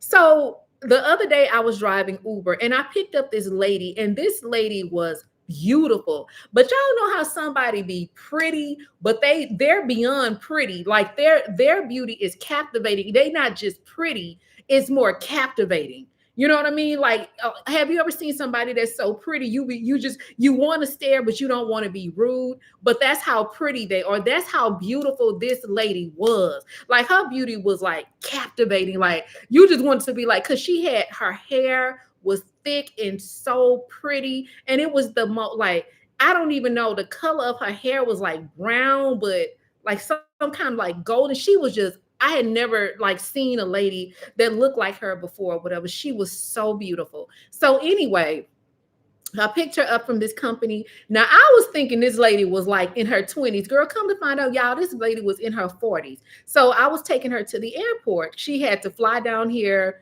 and onboard a new company because her company has just acquired a valve company here in Houston. So anyway, we was just talking about work and stuff like that, and then she was like, I'm grateful for my job, but I don't want to spend the rest of my years just working. Like I want to be able to look back and say that I did something else. So I was asking her, I was like, well, what is it that you want to do? And she was saying she wants to start a ministry. She wants to get into ministry and, start going out and speaking or whatever. But she was just telling me like, I don't know what that's going to look like because I don't want to quit my career.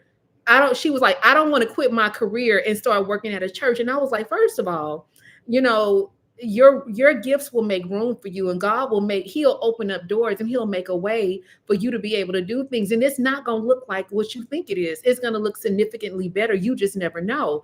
And so I was also telling her that because she was going through her phone trying to show me this lady that she was like, I really like this lady and I kind of want my platform to kind of be similar to this.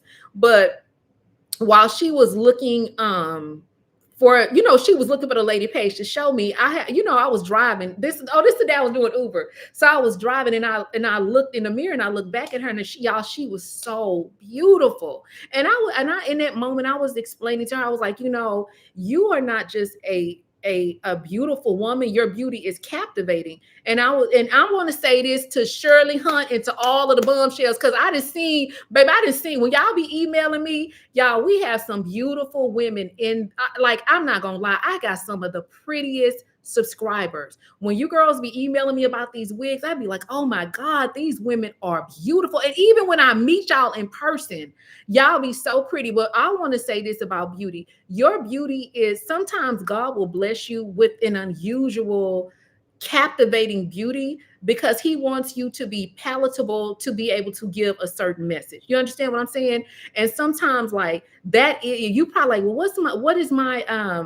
what's my gift? Sometimes your gift is your beauty because people are going to listen to what you have to say because of your beauty. You know what I mean? Like, not that you're trying to be vain, but sometimes people, they just simply based off of your looks, God gives you that look so that you can get a certain message across and people will be more apt to listen to what you have to say. And that's what I was telling that lady. And that's what I wanted to tell y'all. Not that you're going to, and it's not always even about you preaching the gospel. Like for me, maybe God gave me a really likable personality and a very heightened sense of awareness so that you got, I can bring awareness to you guys so you'll know how to go out and navigate certain situations in the world.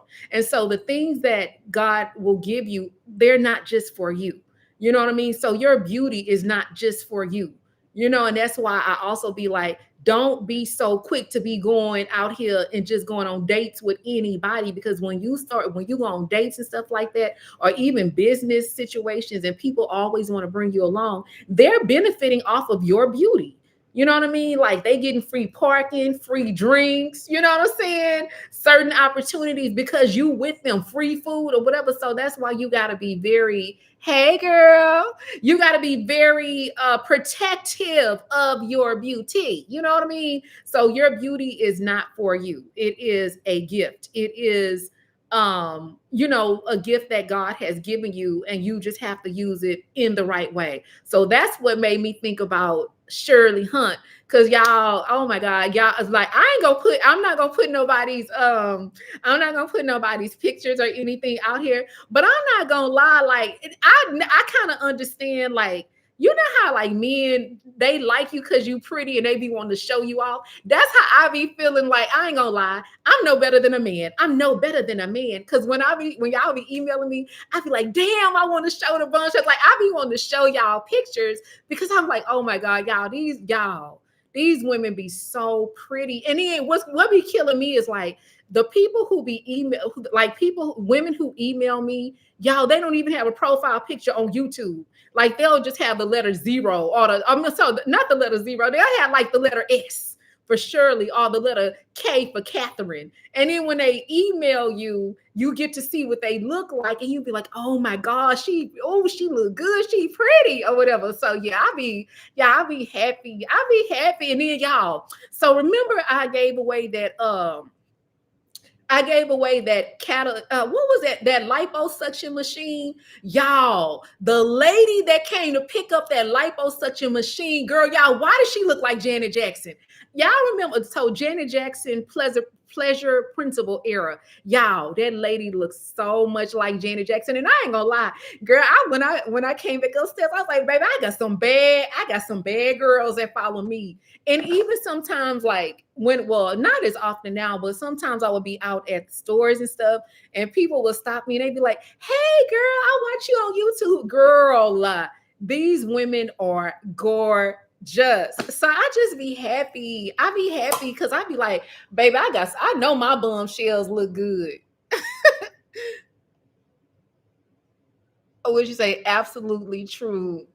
You are an incredible gift, your wisdom, gems. Oh, thank you. I appreciate that. Yes, girl. But I enjoy, I do enjoy YouTube, but I also be knowing like the girls.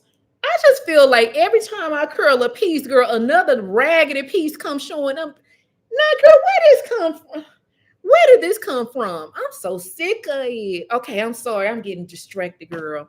But yeah, girl, I just be wanting to like, push y'all on and then, you guys, you learn. You are welcome, Evelyn. Y'all, you know what I'm saying? Like, because I know at some point y'all probably will want to get into YouTube or just doing doing something centered around content or whatever. And the more you know what I'm saying? Like the more I just feel like in this industry, the more the faster you can get to the money. You know what I mean? And like in this industry, when it comes to dealing with these brands and stuff, you don't want to piss nobody off. You know what I'm saying? Like you don't want to piss people off or whatever, and then they don't want to work with you because a lot of these companies out of China really you're working pretty much with the same people over and over again. You just don't know it. Like, girl, you will be thinking you talking to three different companies and you're literally dealing with the same representative, but she's representing three different companies under three different emails and three different names. And sometimes people will tell you, like one lady, she was so sweet. She wanted me to a company wanted to work with me, and we were getting down to the negotiations or whatever. And y'all already know they wasn't really things wasn't really looking too good. So she kind of like sent me a separate email outside of the negotiation. And she was like, hey, it's such and such. Me and you worked together before. You remember me? I was like, yeah. And so basically she kind of gave me the inside scoop. She was like, we need to do when we go back into negotiations, you need to do this, this, this, and this. And I said, okay. So once we went back into negotiating the deal, everything we came up with whatever we came up with a negotiation and we move forward. But sometimes when you build a good relationship with these people, they will, baby, they'll email you on the side and be like, hey, it's me, but I'm going under this name or whatever. So yeah. But so that's why you just have to be careful, um and try not to piss nobody off. Cause they are, and also another thing that I'm learning, girl, I'm learning when you get to a standard rate, you need to keep y'all, baby. This piece of happen to wear me out. You hear me? When you get to a standard rate, you need to just have a standard rate. So even if your introductory rate is, I don't know, we'll just say my introductory rate, just to even have a conversation about are just an introductory rate to do a very minimal sponsorship. If you're gonna say your rate is $1,100, stick to the $1,100. You know what I mean? And that could just be your entry rate. That may not necessarily be anything to do with purgatory or anything else, pictures, whatever else it is that they want. Rights of usage rights, whatever. And so that's something that I'm working on, because my rate is not always the same. It's different. And so, yeah. Hold on. I'm sorry, girl. I'm gonna read this in a minute. Let me finish with this. Hold on. Girl, see, this why the curls not doing what I want them to do. Hold on. Girl, knock them down to the pool, making all that.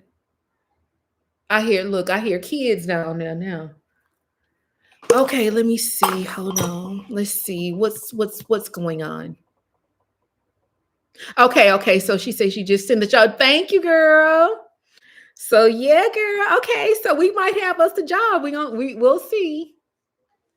Um, you are welcome. Okay, let's start mine. Yes, you gotta start. What are you waiting on? You gotta start, girly. What are you waiting on? You influenced me to buy the Pocket 3. Yeah, I ain't gonna lie, I love my Pocket 3, but girl, a replacement one is $500. And then but we'll see. I might not even have to buy a replacement one. We'll see. It says, okay, let me go up. Live testimonies. It says, do you think? Yes. Yes. Yes. Sit down videos. Yes. Sit down videos. Yes. I'm gonna say this with the sit down videos.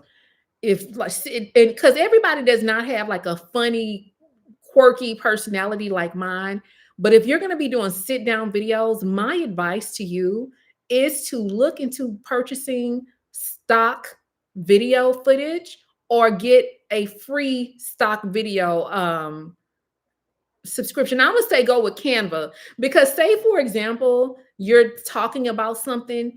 If you could add occasional overlays into that or whatever, just to make it visually, different, that keeps people's attention. You know what I'm saying? Because with your sit down videos, you want to make sure that you're captivating and you are keeping people's attention. And so, even if you were to able, like, if you're telling a story about maybe a time where you and your family went to the mountains, if you could just do an overlay maybe of the part that you were traveling or whatever, and that kind of breaks up the monotony. And also, if you're going to be doing sit down videos, try to maybe switch angles, if you will. You know what I'm saying? Like, you don't necessarily have to sit down like this for a whole hour unless you're just spilling some tea. You're just spilling some tea. But you can change the angles of your camera and that will make it interesting as well. But I would definitely say, yes, you can definitely make money. Yeah.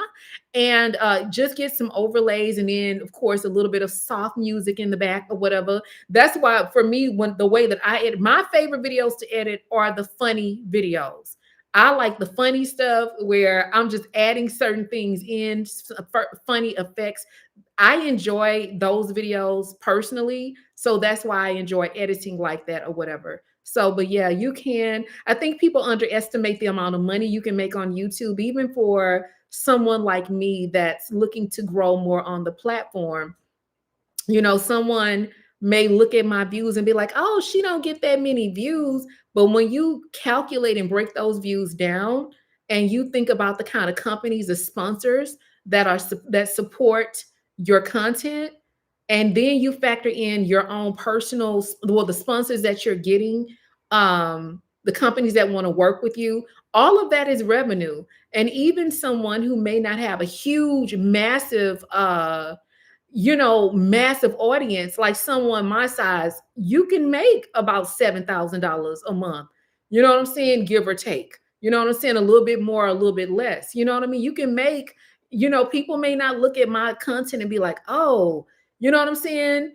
Or whatever. But when you factor in sponsorships and you factor in different things or whatever, and when you start thinking about being consistent on YouTube, even if you're not someone who gets millions or thousands and thousands of views, if you're consistent, if you post every other day on YouTube, you know what I'm saying?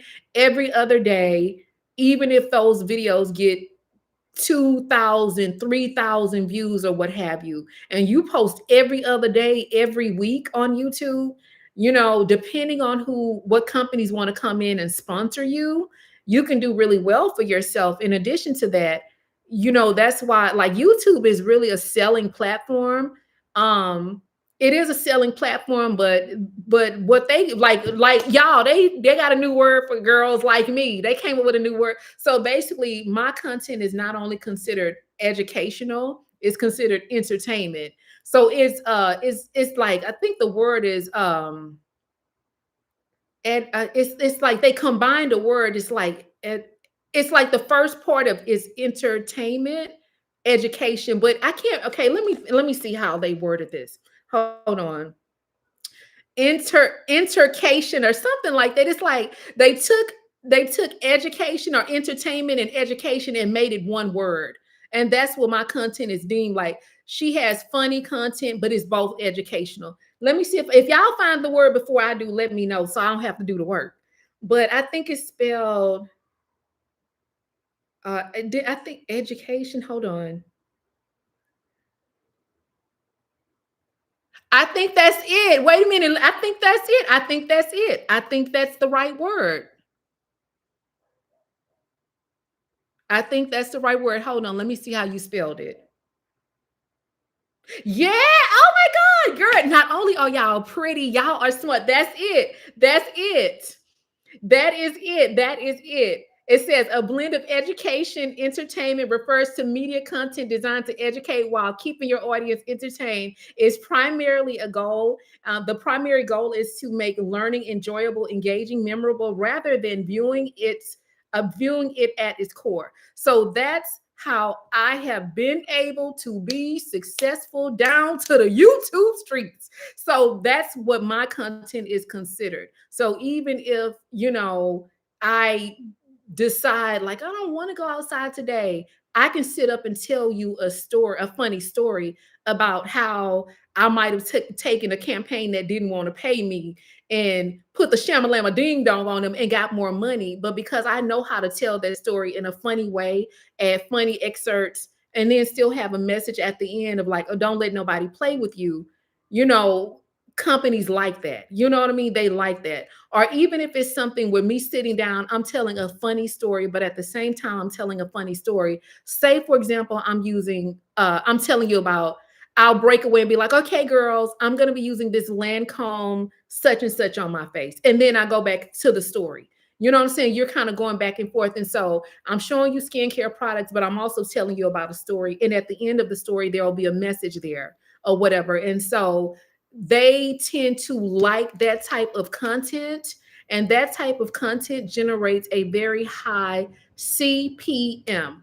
Okay, guys. So on YouTube, a CPM is a CPM per milli. I think it's cost per milli. Hold on, CPM. Cost per milli. Hold on. And a milli is 1,000. Okay, so milli is 1,000. I'm pretty sure CPM is cost per milli. Hold on. CPM. I didn't think we was gonna have class tonight. Cost per milli. I was right. So cost per milli. A milli is in Latin is 1,000. So basically that means for every 1,000 views that you get. So say for example, like I hope I'm not telling too much, but I'm gonna go ahead on and tell y'all. So my CPM is typically $47. Okay. My typical CPM is $47. However, YouTube and we have to split that. So I get 55% of the $47 and YouTube gets the rest of it. That money comes from revenue companies that want to advertise on your YouTube channel. And so mine will be 47. So a creator like me that's up and coming, I have to, it is important. It would benefit me to be a little bit more consistent and have my content placed, like put out content more frequently is what I'm trying to say. So for me, it would benefit me to put out a blog every other day, but sometimes I don't always have content. I know y'all be like, girl, you can just talk. I don't always, I'll be wanting to show y'all different stuff or whatever. So mine is my CPM. I guess that's a good CPM or whatever. And so that means that for me, we'll just say that I walk away with about about $28. $28. Yeah, about $28. Y'all, my brain is working, but it ain't working. You know what I mean? Okay, so 47.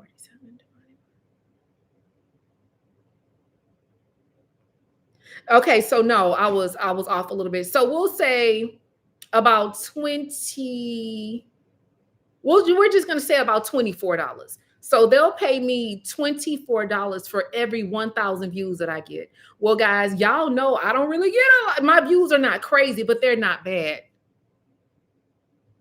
Yes, that amount does change as you get more subscribers. However, it could be God or it could be YouTube. For me, even though we do a split, like we split that $47, my engagement on my videos is crazy. Like y'all be sitting, baby, y'all be watching. One thing y'all gonna do is watch the whole video. So for me, even though they say, even though YouTube says it's 20, we'll just say $25 per 1,000 views is my cut. I don't know how this is calculated. It always works out a little bit better for me because of my engagement being so high. Not only do you guys watch a lot, you guys comment a lot. And so some kind of way I end up making more on the videos. And so say for example, we have a video and that video may do 2,000 views. Well, you and I both know, and just to make it easier for me to do the math, you and I both know that 2,000, $25 times 2 is $50. Or yeah, times 2 is $50 or whatever. But when I go in and look at my analytics, I get more than that. And I think it's because of the engagement. So say, for example, I drop a video tonight and tonight that video gets 2,000 views. Well, tomorrow at about 8 o'clock tomorrow night, once the analytics and everything updates, I'm expecting $50, but I don't get $50. I'll come out with $68, sometimes $70. And so I don't know if they're paying me for both. I'm assuming they're paying me for the engagement as well as the CPM. So I come out on the good side. And so for me, a creator like me, because I I am working on getting more views and growing, it would be more beneficial for someone like me to get to post closer together. You know what I mean? Like 3 vlogs a week would be very beneficial for someone like me. When you think about the other girls, so my thing is this. I am an up and coming creator. I have less than 20,000 subscribers. So you look at me and I'm doing pretty well. So if I can pull in that, certain amount of money. So and it fluctuates. It's not always going to be the same. Some months you get less, some months you get more. You know what I mean? And so just understand that the money is on YouTube. So even as a small, I don't consider myself a small creator, but I am an up and coming creator. Even though I've been trying to come up for the last 5 years, I'm still up and coming. So the bottom line is, it's not always what it looked like. You know what I mean? So sometimes people might look at your subscriber kind of like, oh, now they might try to little bro you. You know what I mean? Ah, shit, she only got 17,000 subscribers. She only getting 2,000, 3,000 views per video. But they also don't know what you're negotiating outside of that with other companies. And so again, somebody like me, or even someone with less subscribers than me, could bring in $7, $8, $9,000 a month. And not just from YouTube, but I'm saying from sponsorships as well. But it really is going to depend on how you're positioning your content or whatever. And so for me, you guys don't necessarily buy things from me. I don't have a consumer community. So it's hard for me to pitch and be like, girl, go buy this wig. Like, and I'm not a forceful person or whatever. So when companies contact me and want to work with me, a lot of times they just want me to bring awareness to a certain product or a certain thing. I watched your last video and was so upset when it ended. Okay, I'm gonna start making them longer, guys. Y'all, I was only making the video shorter because I was trying to do the daily vlog, in which I failed, but I still posted more consistently. So I would imagine it increases based on the length of the yes. So your revenue does increase based on the length of the video. So if my videos were, we'll just say, an hour, 5 minutes, and then the fact that you guys watch 65% of the video, in which in YouTube be happy if you guys can stay around for 20% of the video. But because I'm able to keep, that's the thing, YouTube compensates you for being able to keep the girls on YouTube. So say, for example, you come on YouTube because you just see that I posted. Well, I posted, and then say I do a cliffhanger, and then you trying to figure out, well, wait a minute, she did a cliffhanger on this one, but if she did this, what happened on this video? So you say you go watch another video. Well, then say after you figured out what went on in my last 2 videos, you then go watch your other favorite creator. And so then the creator, the way that it was explained to me, the creator that keeps the person on the platform is the person that gets, compensation. We all get compensated, but maybe you get a little bit more of the pie because you were the one that got the girl on the platform. So the goal on YouTube is get the girls here and keep the girls here, Oh, thank you, girl. Thank you. This was from a collaboration. But yeah, so YouTube, their biggest thing is get the girls here and keep the girls here. Or whatever. And so I will have to be very honest and say YouTube they do reward you.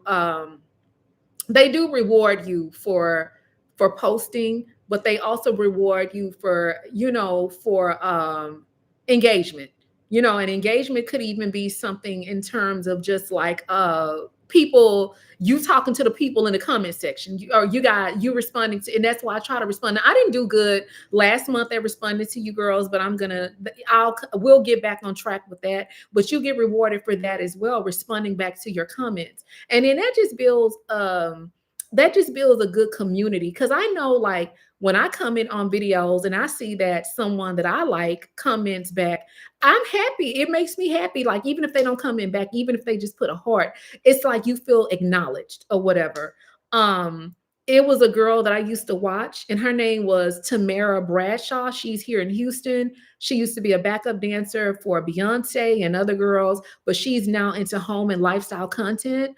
But she used to respond to everybody that would, because I would follow her on Instagram, and she always responded to me and everybody else.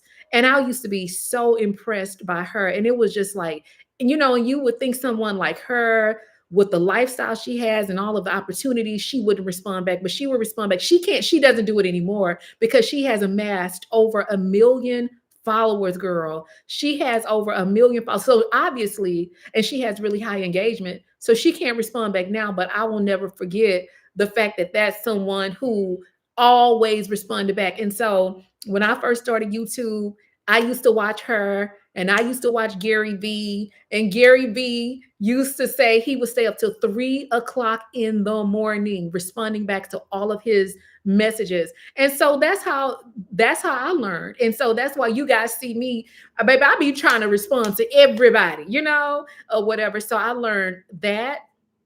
And then, so it's just a lot of things that I learned on YouTube. And then I also learned like building relationships, building a community with your audience, as opposed to punching down on your audience, is going to keep you in the game longer. And when I say punching down, that's talking very disparagingly to the people in your audience. You know what I'm saying? And sometimes, like, even if you're not talking to them, you might say something that might hurt someone, that might hurt somebody's feelings, even though I'm not talking to you.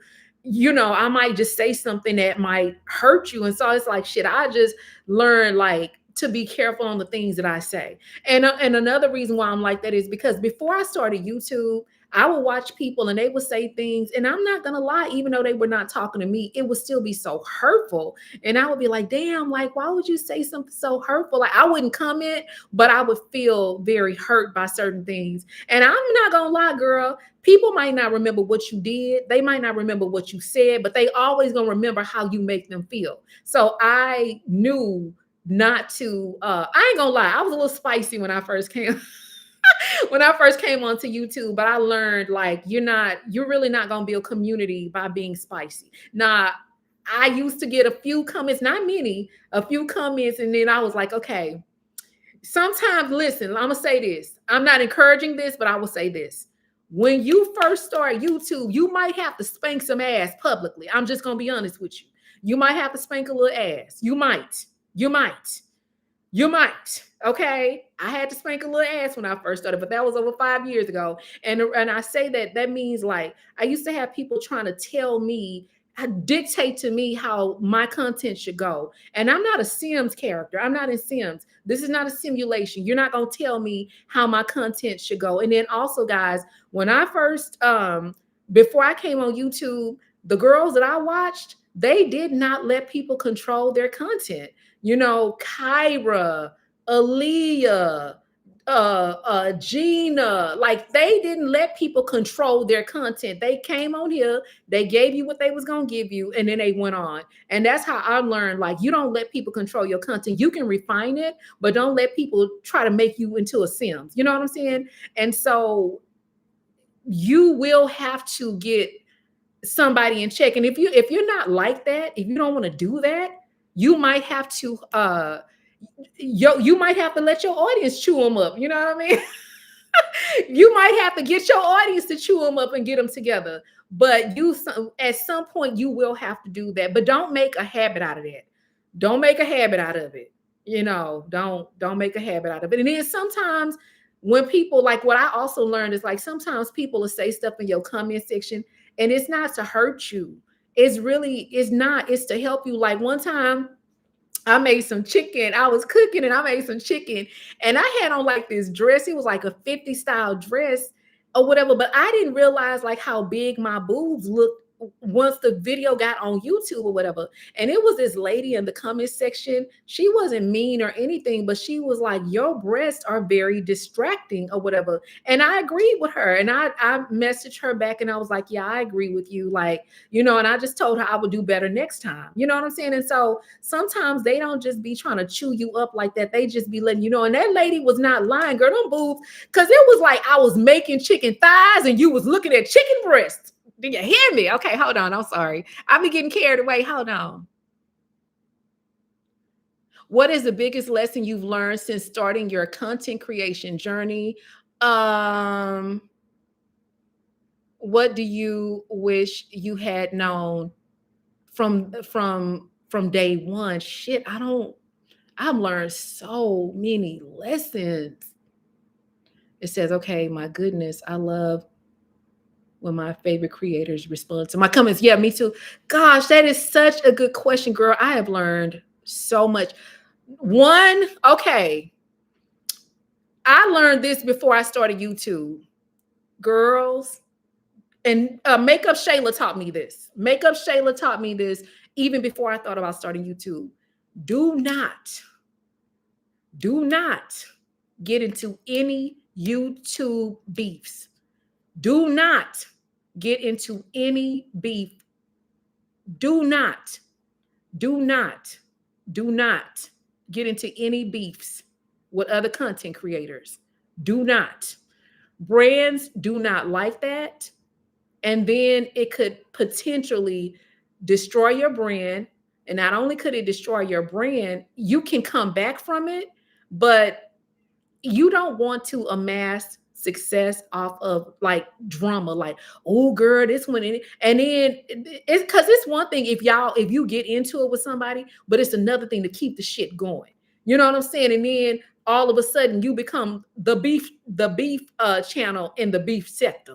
You know what I'm saying? Like, and then every video, you say something, they have a beef sector here on YouTube. You just don't, you want to watch the beef sector, but you don't want to be a part of it. So I think that's me. Now, I haven't had no YouTube beefs. Like, I had met like this girl one night. I was out and I was pissed off that night, but I think she thought I was pissed off at her or whatever. Cause that was the night I went out in Houston. This was like right after my apartment burned down.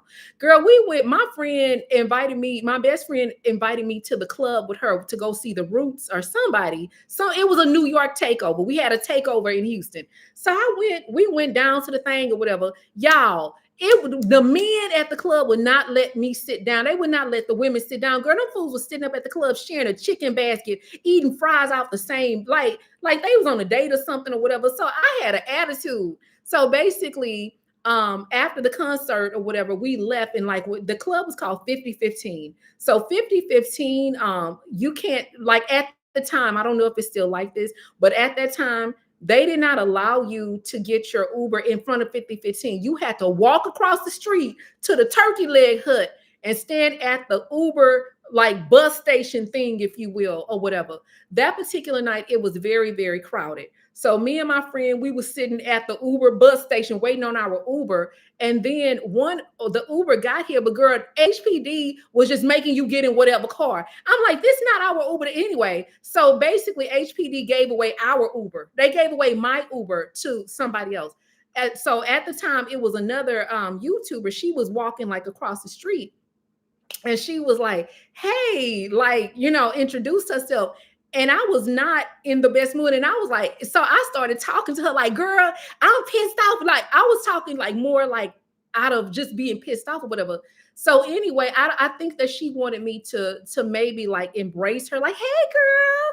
But I wasn't in the hey girl mood. I was more in the thug. I was in my thug mood. So I think she took it in a way, maybe. And so yeah, that, that could have sparked something up. But if I can be very honest, guys, I know I look like a hot Houston summer. I know I look young and hot, but the bottom line is at the time, first of all, I'm still old enough to be this girl's mama. Okay. I'm old enough to be her mom. She made a couple of videos. I did not respond. Because at the time, my audience was way bigger than hers. And that's not number one. Number one, I'm old enough to be her mom.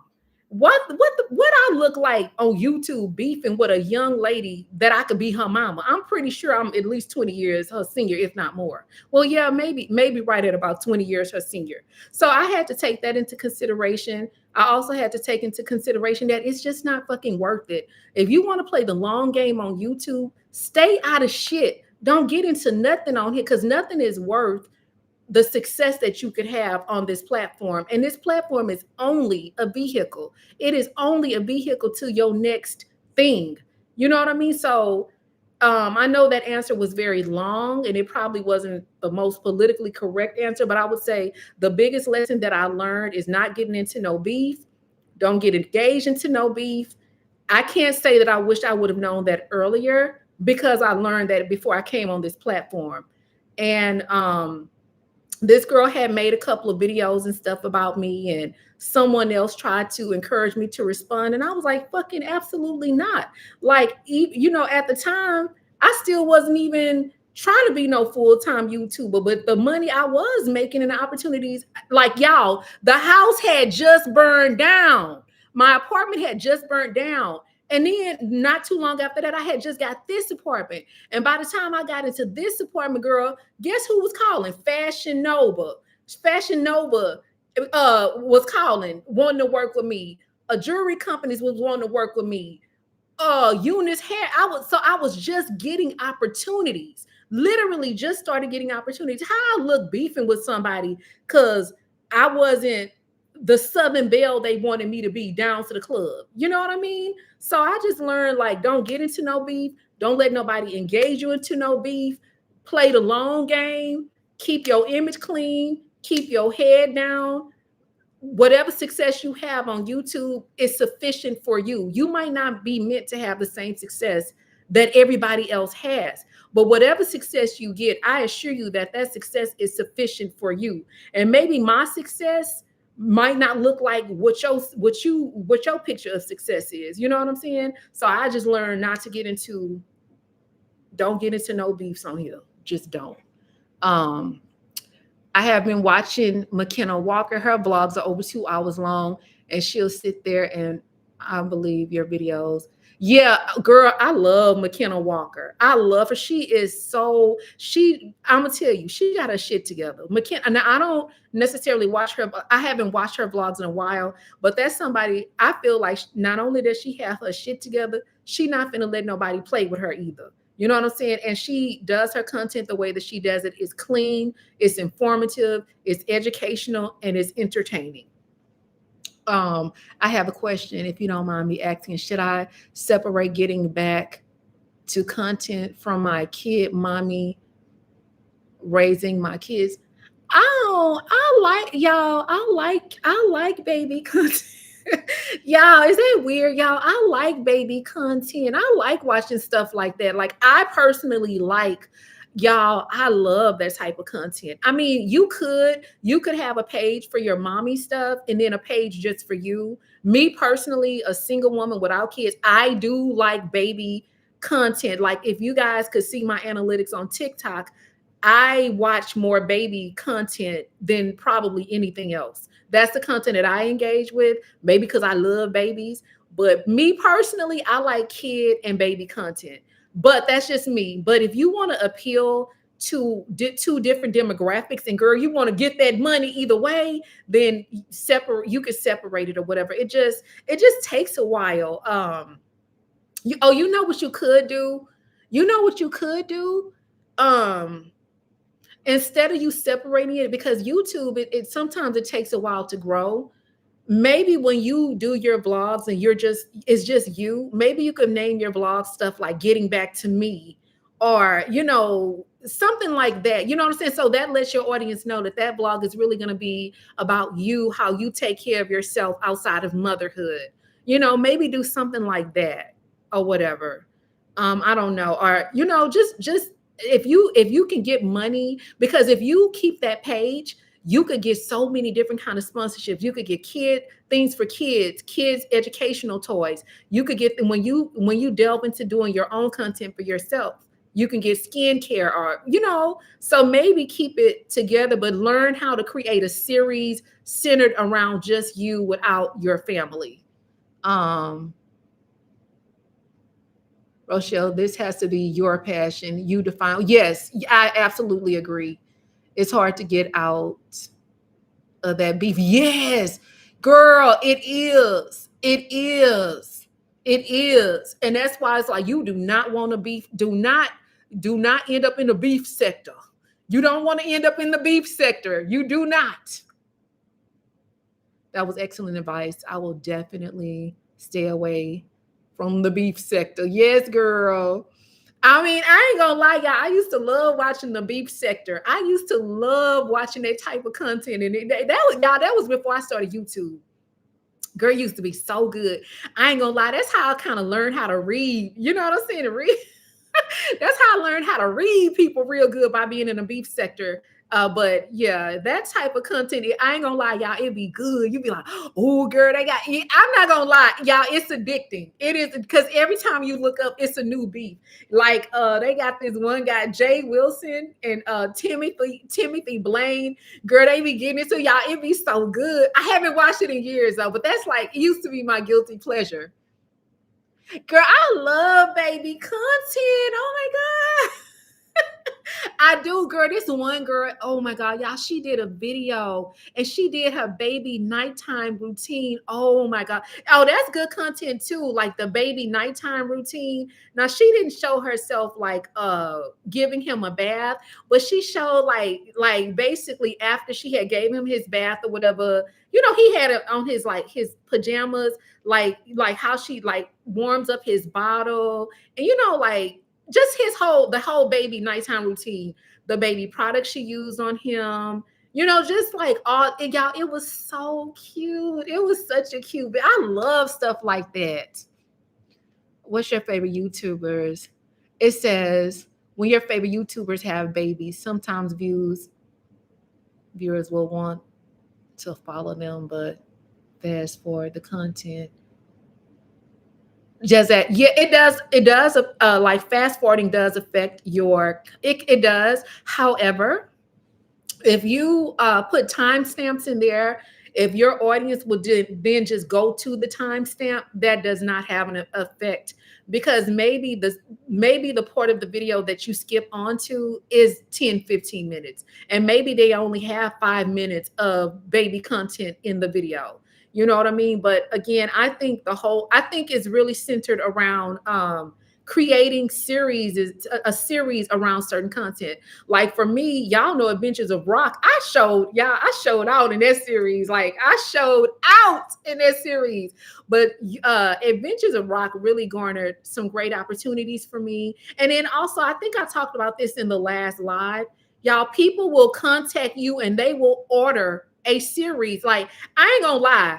With that, y'all, when somebody orders a series from you, they be like, hey, Rochelle, we would like to order an episode of Rock Reinvented, or we want to order an episode of Adventures of Rock.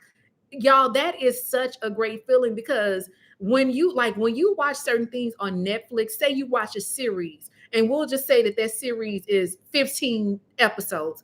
Literally, Netflix went to the production company and be like, hey, we want to order 15 episodes of such and such. So sometimes when someone emails you saying they want an episode of something, it does make you feel kind of like, oh, I made it. So that's why it's good to create certain, series around your content.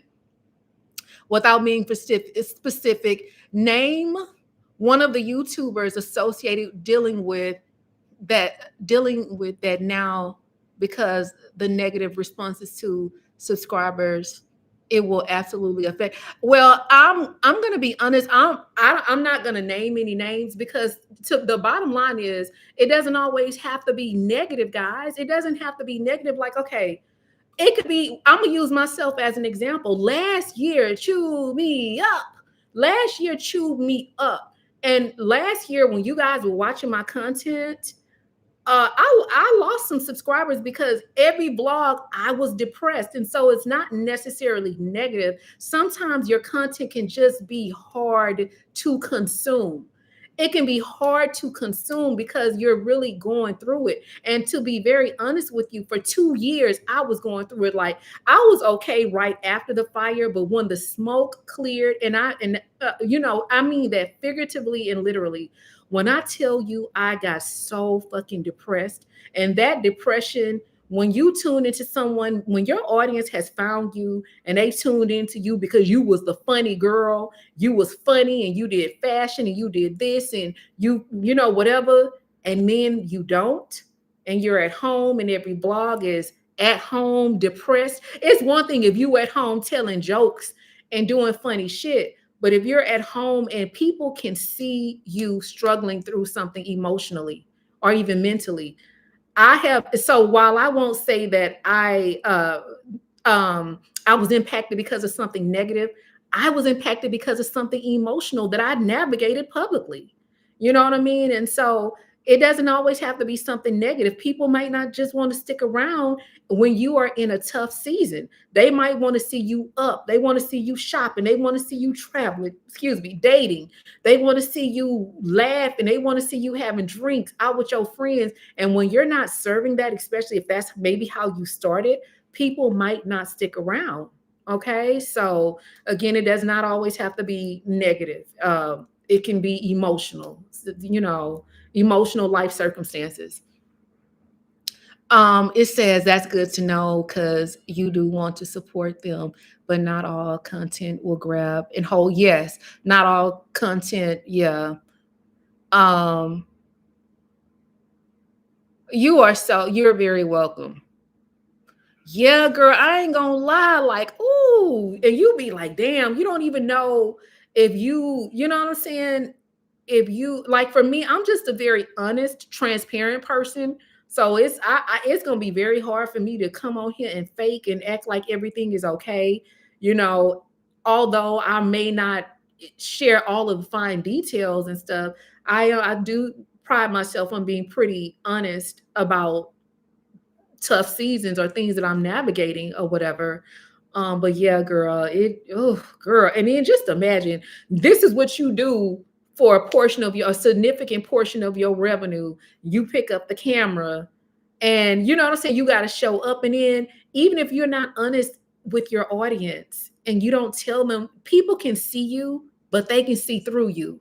You know what I mean? They can see through you. They can, you know what I'm saying? Like people who've watched you long enough, they can see what's going on. Like some of the bombshells be emailing me like, girl, what is going on? Where are you? We're worried. I hope you're okay. Like Shirley Hunt is one of my subscribers. Like Shirley will email me and she will email me like, God put it on my heart to contact you. And girl, the email will have a prayer in there and she'll just be like, whatever you're navigating. And honestly, 9 times out of 10, when she emails me, it's almost always something not really going on, but something that's something that I'm navigating where I might not necessarily want to vlog.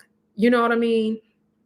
So yeah, but I will say this, I do appreciate you guys for even allowing me to have the type of platform where I can be honest. You know what I'm saying? To have the platform where, I can just be like, girl, shit is getting tough. You know what I mean? Like not everyone has the luxury or the opportunity to have a platform where they can just be honest. I know a lot of content creators simply just don't share certain things. Because sometimes when you share things, that turns into something else.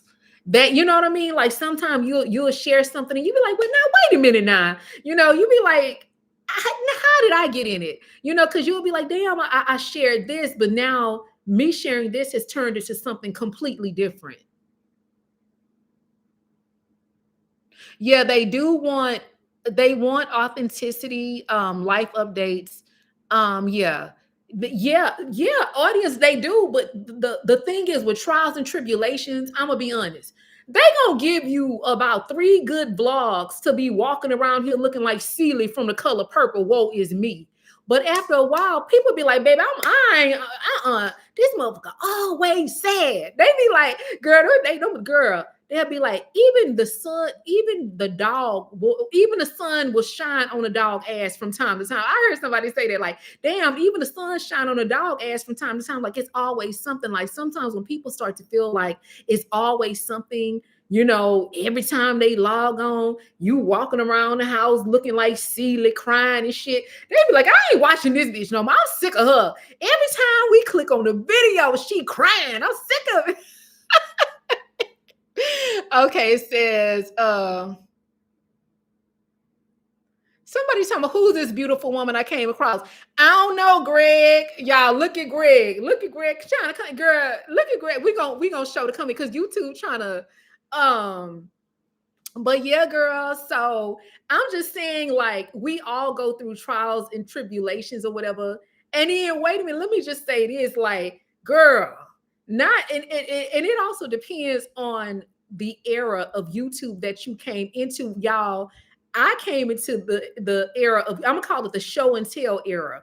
I came in where every video, the girls, all of the girls, honey, they were showing what they bought, what they had, this, you know what I'm saying? And when I came, that's how I came into YouTube, showing how to put together thrifted items or whatever.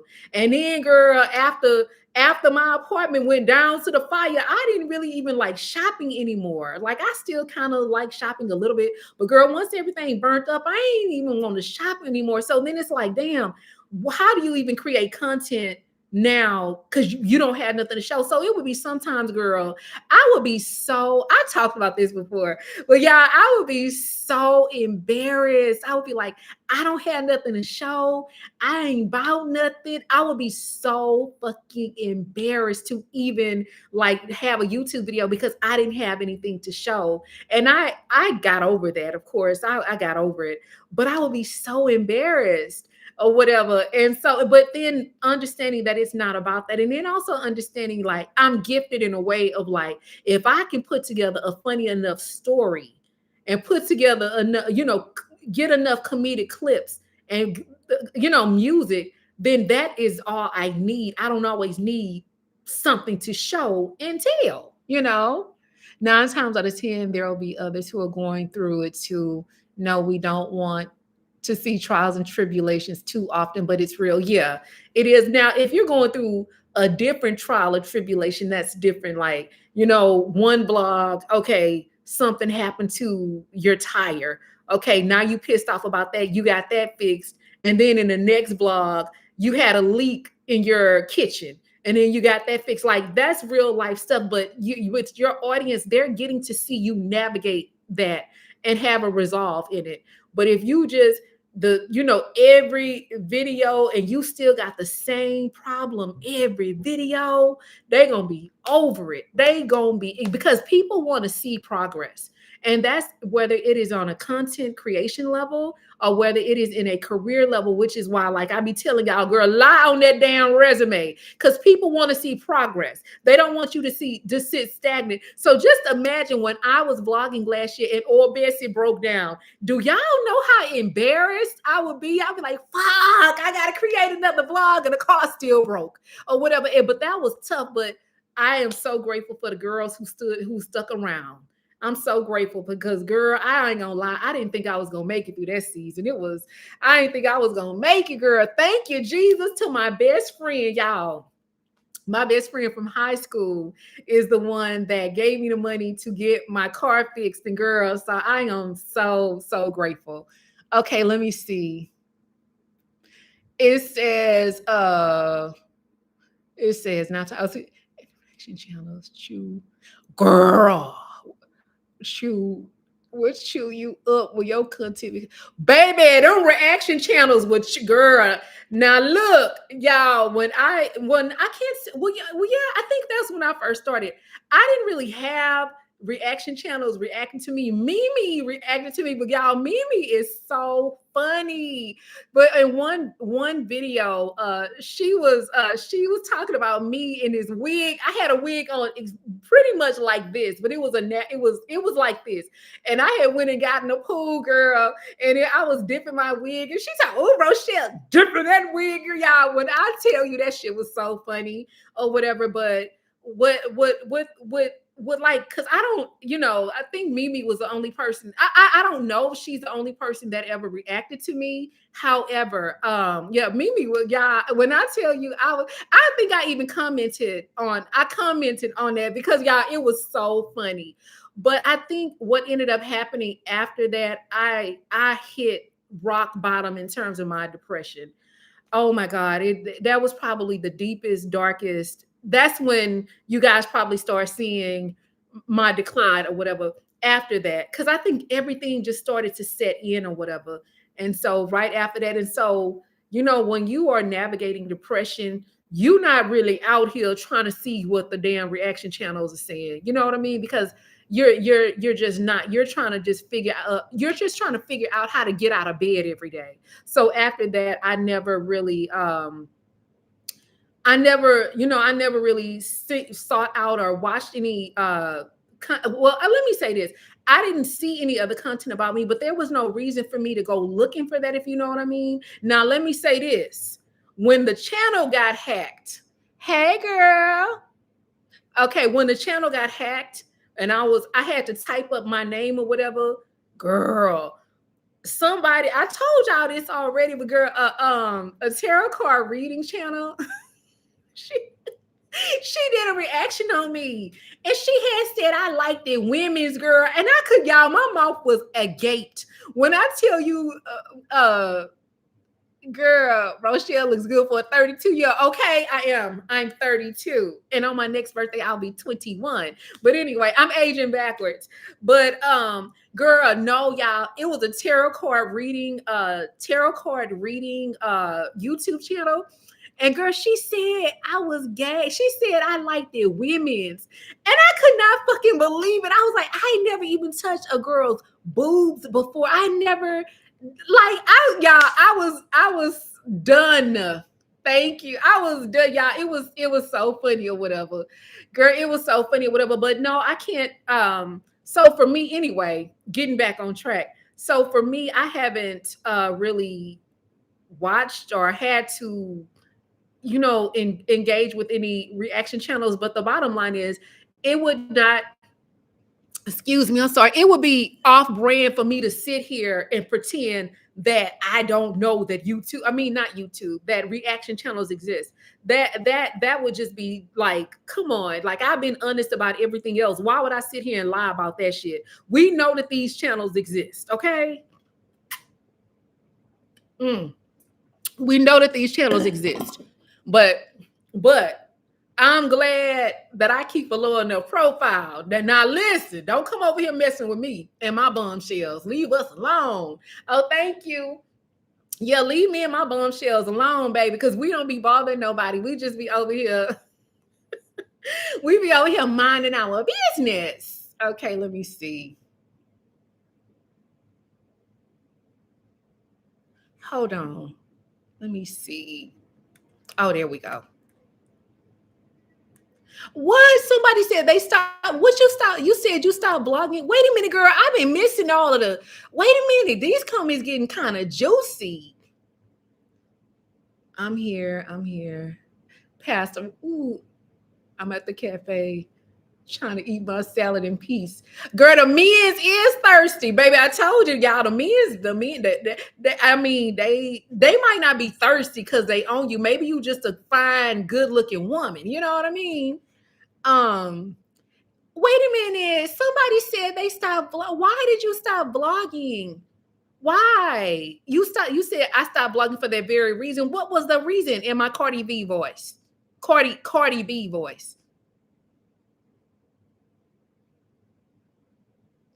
Girl, yes. She's still laughing about the big. I said, when is your birthday? Same day, St. Joseph. Same day, St. Joseph. Oh, nigga, what day is St. Joseph? His birthday was March the 19th. That's the day of St. Joseph.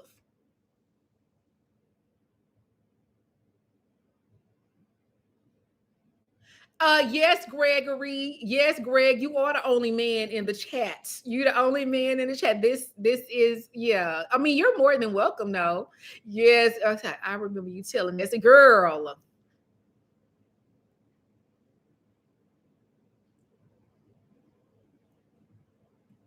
Oh no, I'm still.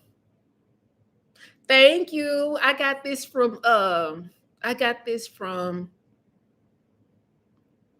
I got this from ASOS.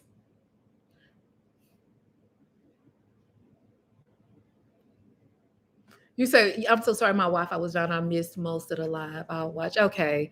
Yeah, girl, but yeah, but like I was saying, like we know that these things exist. I think for me, you guys are just watching me navigate life and try to be consistent because I know I'll be like, okay, girl, I'm a vlog every day. And then y'all 3 days later, they be like, I thought you I thought you said you was gonna vlog every day. Yeah, I be trying. Like, I don't think I will ever like promise that. I think I'm gonna be honest. If I try to vlog every day, I'm just gonna do it. I ain't gonna tell y'all because girl, seasons were rough, views weren't good, so I gave up.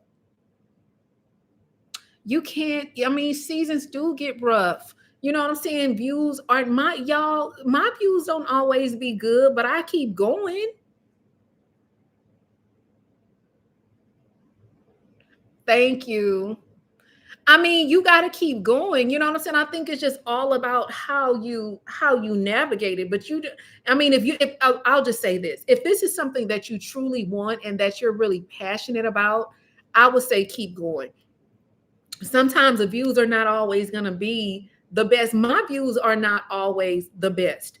But guess what? My success, it is sufficient for me for where I am. You know what I mean? Like maybe God knows that I'm not ready to get 70, 80,000 views per video because there's certain things that come with that. You know what I mean? And maybe whatever comes with that, I'm not ready for. You know what I mean? So I feel like if you enjoy this, just keep going.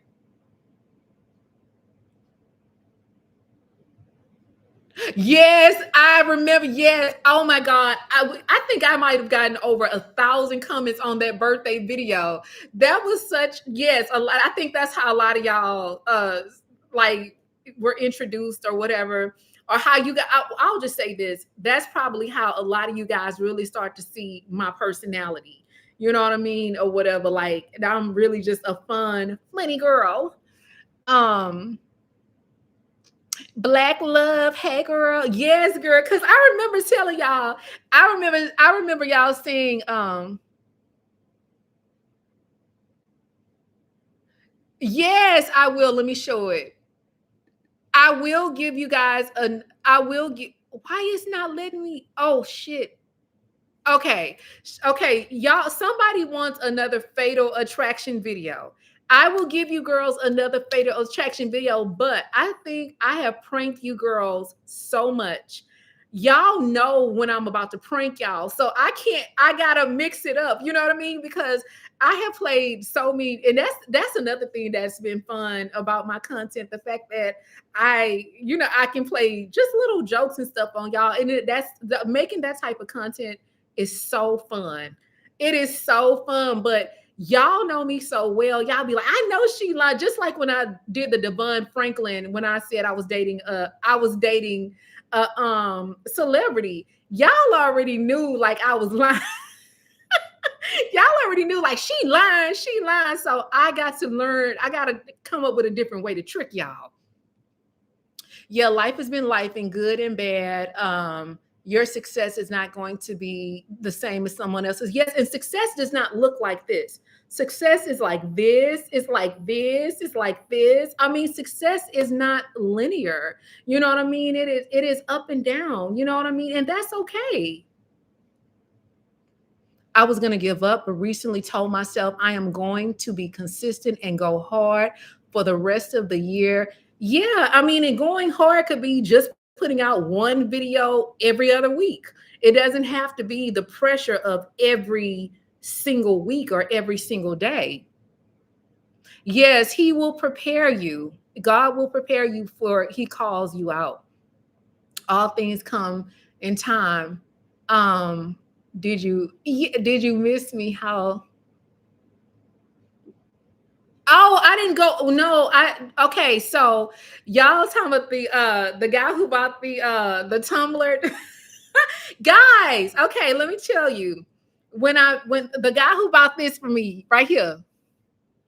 So when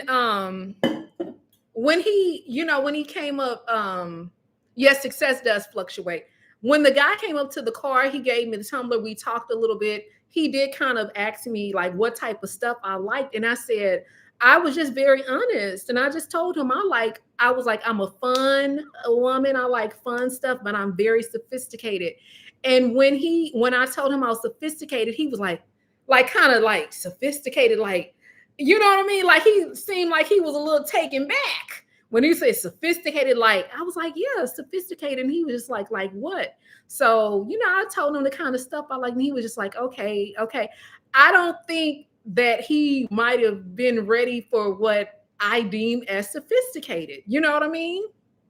So I don't know, but I don't care. Look, I got what I wanted. I got my cup. I got my so no, I didn't reach out to him. Obviously, I'm not going to reach out to him, but he didn't reach out to me either. And that's okay. It's not a big deal. But yeah, I don't know if it was just something of him asking me, what type of stuff I like to do. And I told him that I do, because I do like sophisticated things. Excuse me, I do like immersive art installations. I do like sophisticated things. I'm not gonna lie. I mean, I'm a fun girl, but y'all know I'm very sophisticated. And so when I go on dates, I like to go to places where I look down at the menu and not up at the menu. I don't like to be like, I like looking down at the menu, baby. And so I'm not saying like I ain't going to the Cheesecake Factory. I'm not one of those, I'm not going to the Cheesecake Factory kind of girls. But I do like nice dates, because even when I go out and do stuff on my own, when I feel like getting out the house, it's gonna be nice things that I would do on a date or by myself. So anyway, I don't know if he was like shit. I didn't. How I scare that fool? That fool got. I mean, maybe when I said sophisticated, he heard financially, you know what I'm saying, inclined. I don't know what words within the word of sophisticated that scared him. That look, hey, like I told you, I'm a nerd, baby, but I'm a thug, baby. Doll just fled. But y'all, I like sophisticated stuff. And like, even though I haven't dated in a while, the last guy that I dated, we did sophisticated stuff together. You know what I'm saying? Like, we did sophisticated. And I ain't gonna lie, the last guy that I dated, I liked him. I did. I liked him a lot. Oh my gosh. But he knew like I like nice shit. So he would take me to do nice shit. We went to nice restaurants and we went to places where you had to dress nice. You know what I'm saying? Heels, dress, church shoes, the hard bottoms, nice dark jeans, girls, dark wash jeans. I like a man in a dark wash jean, black shirt, tan blazer, nice shoes, nice wallet. I don't want your wallet to be falling apart when you pull that bitch out, unless it got a reason to be. You know what I'm saying? It's fat. It got you know what I'm saying? I just like certain y'all. I just like a certain thing. Even it's too hot. Okay, I understand that it's too hot. And so you can't wear the dinner blazer or whatever, but I like a man that's very well dressed. And by the way, the guy at Aldi that bought me the cup, he was very well dressed. He was very well dressed. So when I said sophisticated, he looked sophisticated. He looked like a distinguished, sophisticated man that liked nice, sophisticated shit. But maybe he liked to be down to the taco stand shit. I don't know, and I don't care. Okay. I think the funniest part of the vlog recently is when you was eating something. Yeah, I was like, her, yeah, girl, yeah. But I don't know. But anyway, he was nice. But y'all gotta give it to me. Look, at least I was open. Brittany, if you still in here, at least I was open to going on a date. At least I was open. Now, You know what I mean? It ain't my fault if he asked me what kind of stuff I like. I said I like sophisticated stuff, and he got scared. That don't have nothing to do with me. I mean, I didn't say stuff. I said things. Okay, things or whatever. But y'all, it's this whole conversation going on TikTok. This girl went on a date with this guy, right?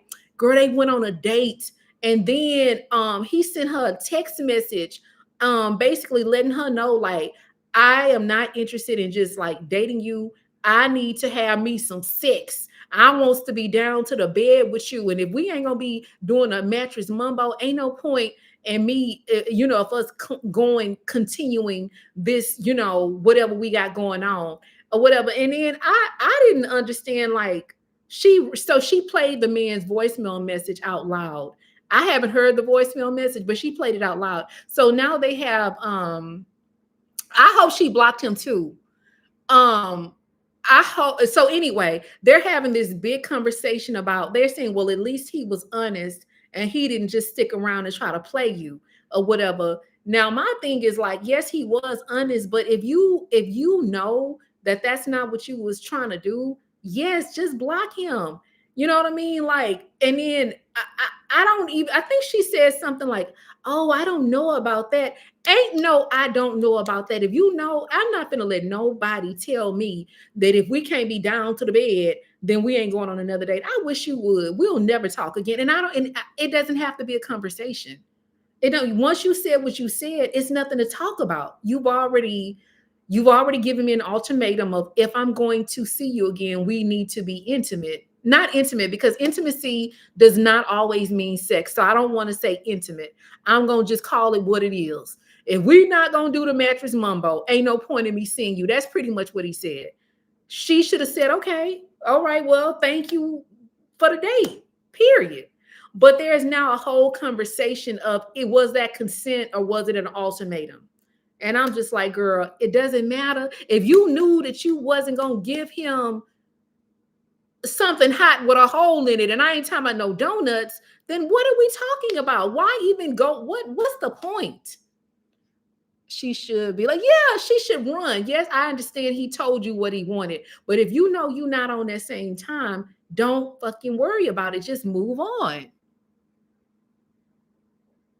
Yes, I haven't given y'all Down to the Pool Chronicles this summer. No, because I was telling them, girl, ain't nothing been down to the pool, but the kids. This it's been like, guys, this where I live has changed. It's not like the Miami summer anymore. It's not jumping like it used to be. I think I don't know, maybe they start being more careful about who they let in. I don't know. But now down to the pool is just kids and their parents, and that's it. It ain't no debauchery down to the pool. It used to be ratchet. Now it's more like family type of stuff. Yeah, girl, like, why are you even entertaining this fool? He had already told you. I mean, why would you even bring that on TikTok? Now, listen, if I went on a date with a dude and he said some shit like that, I would come and be like, girl, y'all, not him trying to be down to the bed or whatever, but that would be it. It's no more conversation to be had because I know that that's not happening. So I don't know. I just was like, damn, like, why are we having these long think pieces, these symposiums and dissertations and thesis, well, I can't even get the word out. A thesis, dissertation, or symposium when you know that you're not going to provide him what it is that he's looking for. Like if he is looking for a sexual interaction, he can go get one of the ladies of the night, you know? We was loving down to the pool. Yeah. Yeah, I mean, down to the pool, but I told y'all we're actually gonna be me and you, us, we see each other. We're actually gonna be down to the pool because we're gonna have an action camera. So I told y'all the camera we're getting is waterproof. It's Adventures of Rock proof. You know what I'm saying? It's just a whole different kind of camera or whatever. And so we'll be able to do a couple of more things. I'm gonna be honest with y'all though. I don't know. Like y'all, going to the pool is I don't know because the way that it's set up, you don't know who, like me, I be in here looking out. Well, not anymore because there's more kids out there. But last summer, y'all know we was standing in here peeping out the window, laughing at people. You don't know somebody sitting in their house peeping out the window, laughing at you. You know what I mean? So I don't know. It just feels weird because you don't know who's actually watching you. You know what I mean?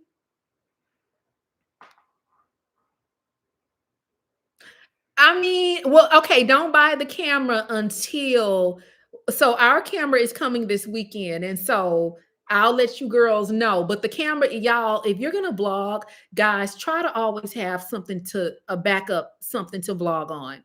Even if it's your cell phone. Now, my cell phone is giving, yeah, if I record on my cell phone, y'all gonna be like, baby, what kind of camcorder VCR you got us on? Because the quality is, because I don't have an updated iPhone. But try to always, girl, it's this net for me, y'all. How do I get rid of this net? How do I get rid of this net? Because he wearing me out. But anyway, if you are going to be blogging, try to always have a backup camera, even if it's your phone or whatever. Just try to always have something, to a backup. You're gonna have to have a backup for the backup. Because another thing that I'm learning about cameras is that every camera is for something different. Like, even though we're getting a new camera, that camera is really just for vlogging outside of the house.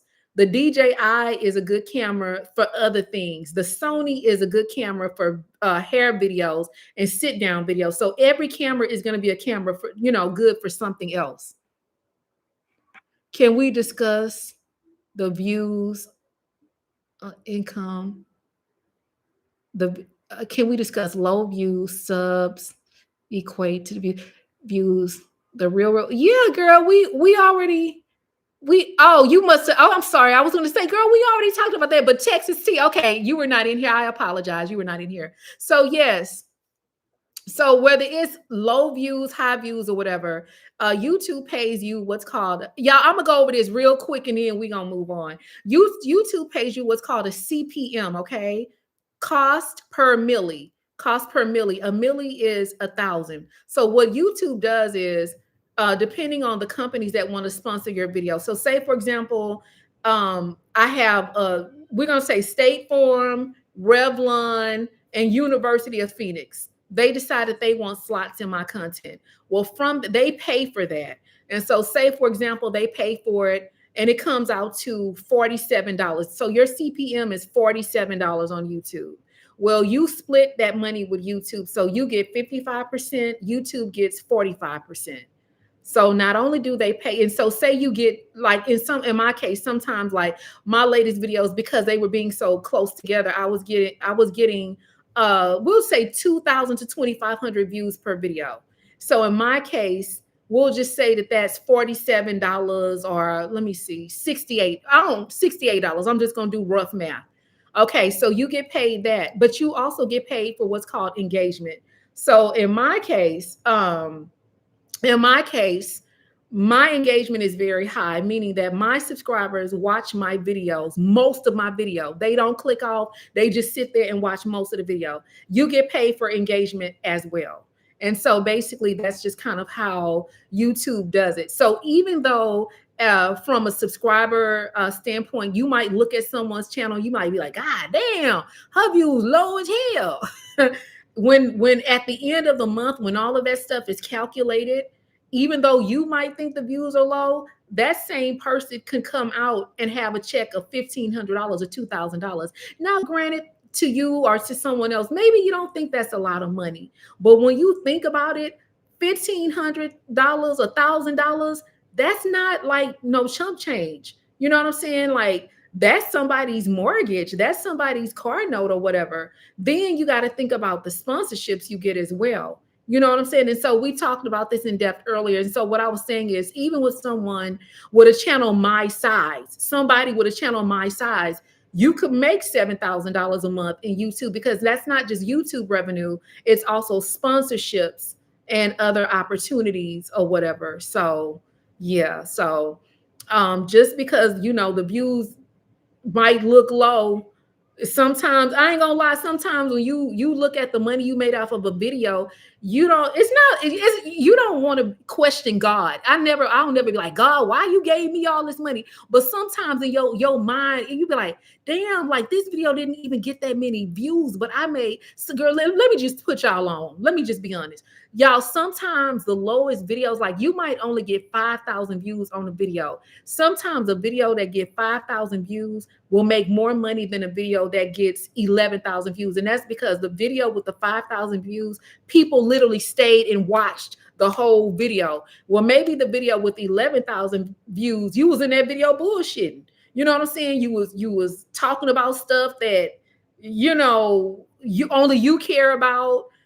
People they were losing interest because maybe a segment was not necessarily too long, but people just were not engaged in that particular segment.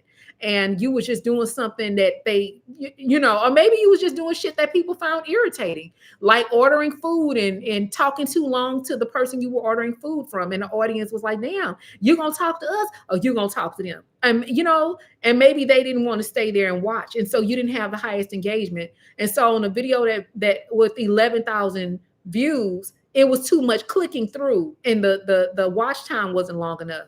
But then the 5,000, the video with the 5,000 views, it was good. You were engaged the audience. You provided different things. The music was good and you kept people watching. So YouTube is very lucrative, but it's kind of tricky. It's a little tricky. And even with videos, like sometimes you don't know what video is going to do good. The videos you be like, oh, this gonna be good. Them not necessarily the videos that the girls think is good. Those are not necessarily the videos that the girls enjoy. It'd be stuff that you don't even think that they would like. And so yeah. Yes, I'm still on here. Somebody tell my girl, you still on? Yes, I miss y'all. It says, okay, so you said get some water, soap mixture, or apple cider vinegar and water, and it'll track. But what do you just put it in, like a bowl? Where do you put it? My Sony ZV-1 recently broke, and I thank God I keep my cameras as a backup and had to pull out. Girl, yeah, you could upgrade. But girl, if you like the DJI Pocket 2, if you kind of know how to play with editing a little bit, the Pocket 2 can be really, really fun if you know how to play with editing and you know how to play with filters and color grading.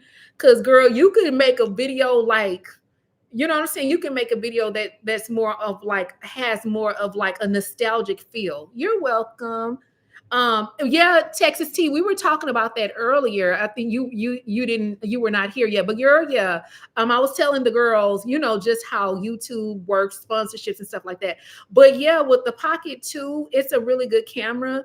If you want your videos to feel nostalgic, that is like the perfect camera. But if you know how to play with certain filters and editing, certain editing products or whatever, you really could make it feel like, and I'm gonna be honest, depending on the demographic of your audience, the age, they love that. Because I found an 80s filter. So it makes the content look like it's from like a camcorder, really. But I feel like if I'm going to produce something like that, I need to set the tone, like the hair, the outfit, just set the tone for a segment like that in the video, because it does feel nostalgic. So imagine watching something that looked like it was filmed in the 80s, but it's happening right now. Like, I think that would be really, really cool. Okay, yeah, bowl.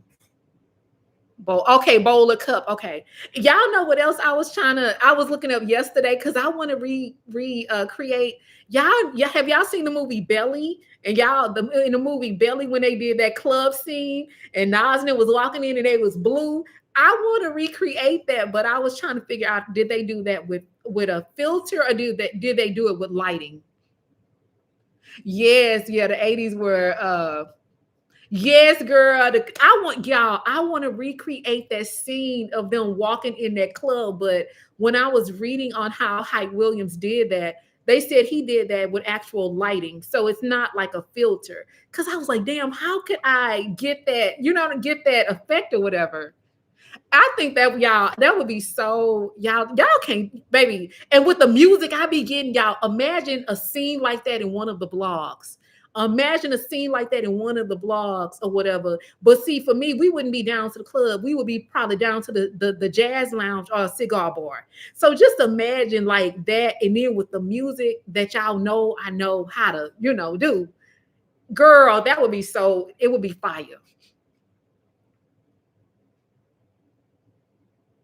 No, vlogging has an girl. No, vlogging does not. Vlogging, guys, vlogging does not have an expiration date. Based on your age or based on the season you're in or based on your life events, you just have to know how to pivot. You know what I mean? You have to know how to pivot, or you have to know how to package whatever season of your life that you're in. You know what I mean? Like for me, um, I had some people. Girl, I love that scene. I'm gonna watch Belly when we get off the phone. When I get off the phone with y'all, I'm gonna watch Belly. But no, when you are navigating different seasons in your life, if you know how to package that, you could really monetize certain things in your life, like Adventures of Rock. I had so many people in my personal life like, oh girl, I wouldn't tell nobody I'm driving Uber. I wouldn't tell no, like, girl. And I'm like, ain't I don't have shit to lose or whatever. Y'all, Adventures of Rock took off. Like that series did so well. That series did so well. But if I would have not shown up in that season or whatever, I would never know. And honestly, Adventures of Rock is really what brought me out of my depression. Driving Uber, y'all, I'm not gonna lie, that driving Uber is such a fun job. It is literally one of the best things I've ever done. It's so much fun. I enjoy it so much. And now looking back, I cannot imagine not bringing y'all along on this journey. I've learned so much about men, the men's honey. I've learned about the psychology of people and what people do when they're in close quarters. When people are in close quarters, people tend to share a lot more. Like, I mean, people are very vulnerable. They share a lot of things with you. Like, literally, it is one of the best things that I've ever done. One of the best choices I've ever made. And then it brings that hustler out in you. And it takes the shame away. You know what I'm saying? Like, I'm gonna tell you, if you got some shit going on in your life and you come on YouTube and people can sense that you ashamed, they gonna spray you with your own tea. You know what I mean? They gonna spray you with your own tea. So you can't have any shame in any journey or any part of your life. That series and really like the parking lot confessions when you get girl, yeah, parking, yeah. I mean, shit. I'm like, girl, look. You know what I'm saying? I'm in the trenches like everybody else. Yeah, I loved it. I mean, the Adventures of Rock isn't going anywhere. It's just a little harder to produce when you have to, like for me, the sponsorships pick up. But I'm not saying that we're not gonna be driving. Well, I don't give a damn because I drive Uber because it's like you can set a goal for yourself and you be like, shit, I need $200 like by tomorrow, and you can go drive Uber and make $200 like that. You know what I mean? And so I don't care. I'll do it. I think the thing about Uber is like people get in your car and you look a certain way, and then they be like, why are you driving Uber? And I'm like, dude, this is real life. Like, this is real life. Like, shit, if looks got me the job I wanted, or you know what I'm saying, I would have the job I wanted. Look, that certain things just don't matter in this job economy right now. You know what I mean? And right now, being gorgeous, pretty, or whatever people deem you to be, is not enough, or it's not enough jobs to come around. I don't know, but whatever it is, it obviously not enough because have not landed a corporate job, or maybe God just don't want me to go back into corporate America. Girl, I don't know. So I love when you pull over to eat celery. I love y'all. Y'all know I love celery. I love it. It is so delicious and delectable. Oh my God. Baby, that trait, girl, that celery is so good. Child, folks out here turning, yeah, turning to the pole. Everything. Same anyone's A game. Yeah, I mean it is. They talk them girl. There's a lot of girls that's like, um, talking about going to Miami and I don't know. It's young girls like that, but I don't know, girl. I mean, I know people got to do what they got to do, but like selling your soul, oh my God. Like when I say selling your soul is like the girls who decide to be intimate with men with not intimate, but decide to have sex with men for money. Like that is really sad. That is really, really like, I'm not gonna judge, but God, oh my God, I can't imagine. I cannot imagine. Yeah, so it's a fun series. And then too, like when when you talk about YouTube and real life, you know what I'm saying? Like if you don't want people to talk about certain things, whatever it is that you don't want them to talk about, don't show it. Because the bottom line is people are going to talk. People are going to talk. And they going to talk more when they know you down to the YouTube lying. You know what I'm saying? Like they're not I mean, you don't owe anyone your life or whatever, but you just have to understand when you put yourself on a public platform, people can see you and they can see through you. So if you are going to come down to the thing, whatever you're going to tell, be honest about whatever you're going to tell. You know, it says, yeah, yeah. And then, yeah, I mean, I don't know. And then, too, like, it, this is one of those things like, are you ready for a certain level of success? You know what I mean? Like, are you ready for what comes with having 500,000 people watching you or subscribers? There are things that come with that, and you got to complete one level to get to the next. You know what I'm saying? And just like y'all know how rappers they made a certain amount of success and they're not ready to they still want to stay in the hood. Um I got them from this place called Fight 2. Fight 2. Yeah, Fight 2. It was I got a sponsorship. A company sponsored me and they sent me like 5 pair of glasses. So I went and I got my eyes checked and then I sent the prescription in and then I picked out my frames. They sent it in, they filled the prescription, got the sent, did the frames or whatever and sent it to me and then I filmed it and uploaded it. So girl, yeah, they sent me like I think I worked with them twice. So I think I have like maybe 10 pair of glasses from them or whatever. But yeah, I just threw these on today. But yeah, girls, it's just life, girls. If you're gonna do YouTube, I ain't telling you to spill all of your tea. You might not ever have to spill no tea. Shit, just if you don't want to spill, you may never have to talk about. I mean, there are ways to navigate this platform without sharing too much what you don't want to share. If you don't want people asking you questions about your marriage, don't talk about your marriage. If you don't want people asking you about, I don't know, your home, don't share your home. It's just whatever you don't want people to ask or to discuss, just don't share it because people, I mean, they sometimes people gonna ask anyway. You know what I mean? Like they're gonna ask it anyway. So I would say just like maybe try not to get on here and overshare. You know what I mean? And then sometimes people don't even realize they don't even realize they're oversharing. They just think that they're sharing with their audience, you know? And then sometimes, like I said earlier, people will take sometimes people will take stuff and run with it, you know. I mean, that's just I'm sorry, girl. Yeah, I'm over here checking my email. I know I look a little distracted. But sometimes, yeah, sometimes people will take things and run with it, but girl, you just gotta focus focus on you or whatever. So yeah. But y'all, it's getting late. I'm not necessarily getting sleepy, but I want to eat some more of my pasta before y'all. Wait a minute. Let me say this before we get off the phone. Girl, I made some chickpea pasta.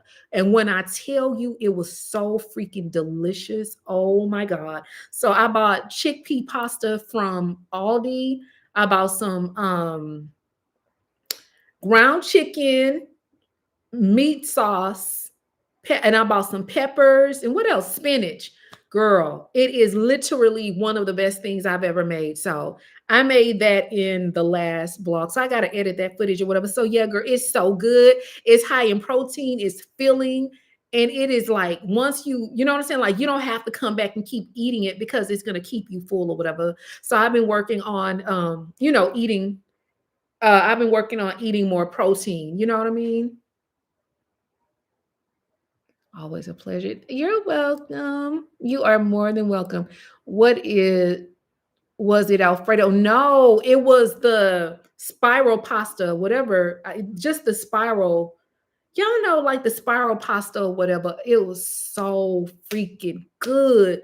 Like y'all, I'm trying to eat more protein because I need to lose weight, girl. I got a little too happy.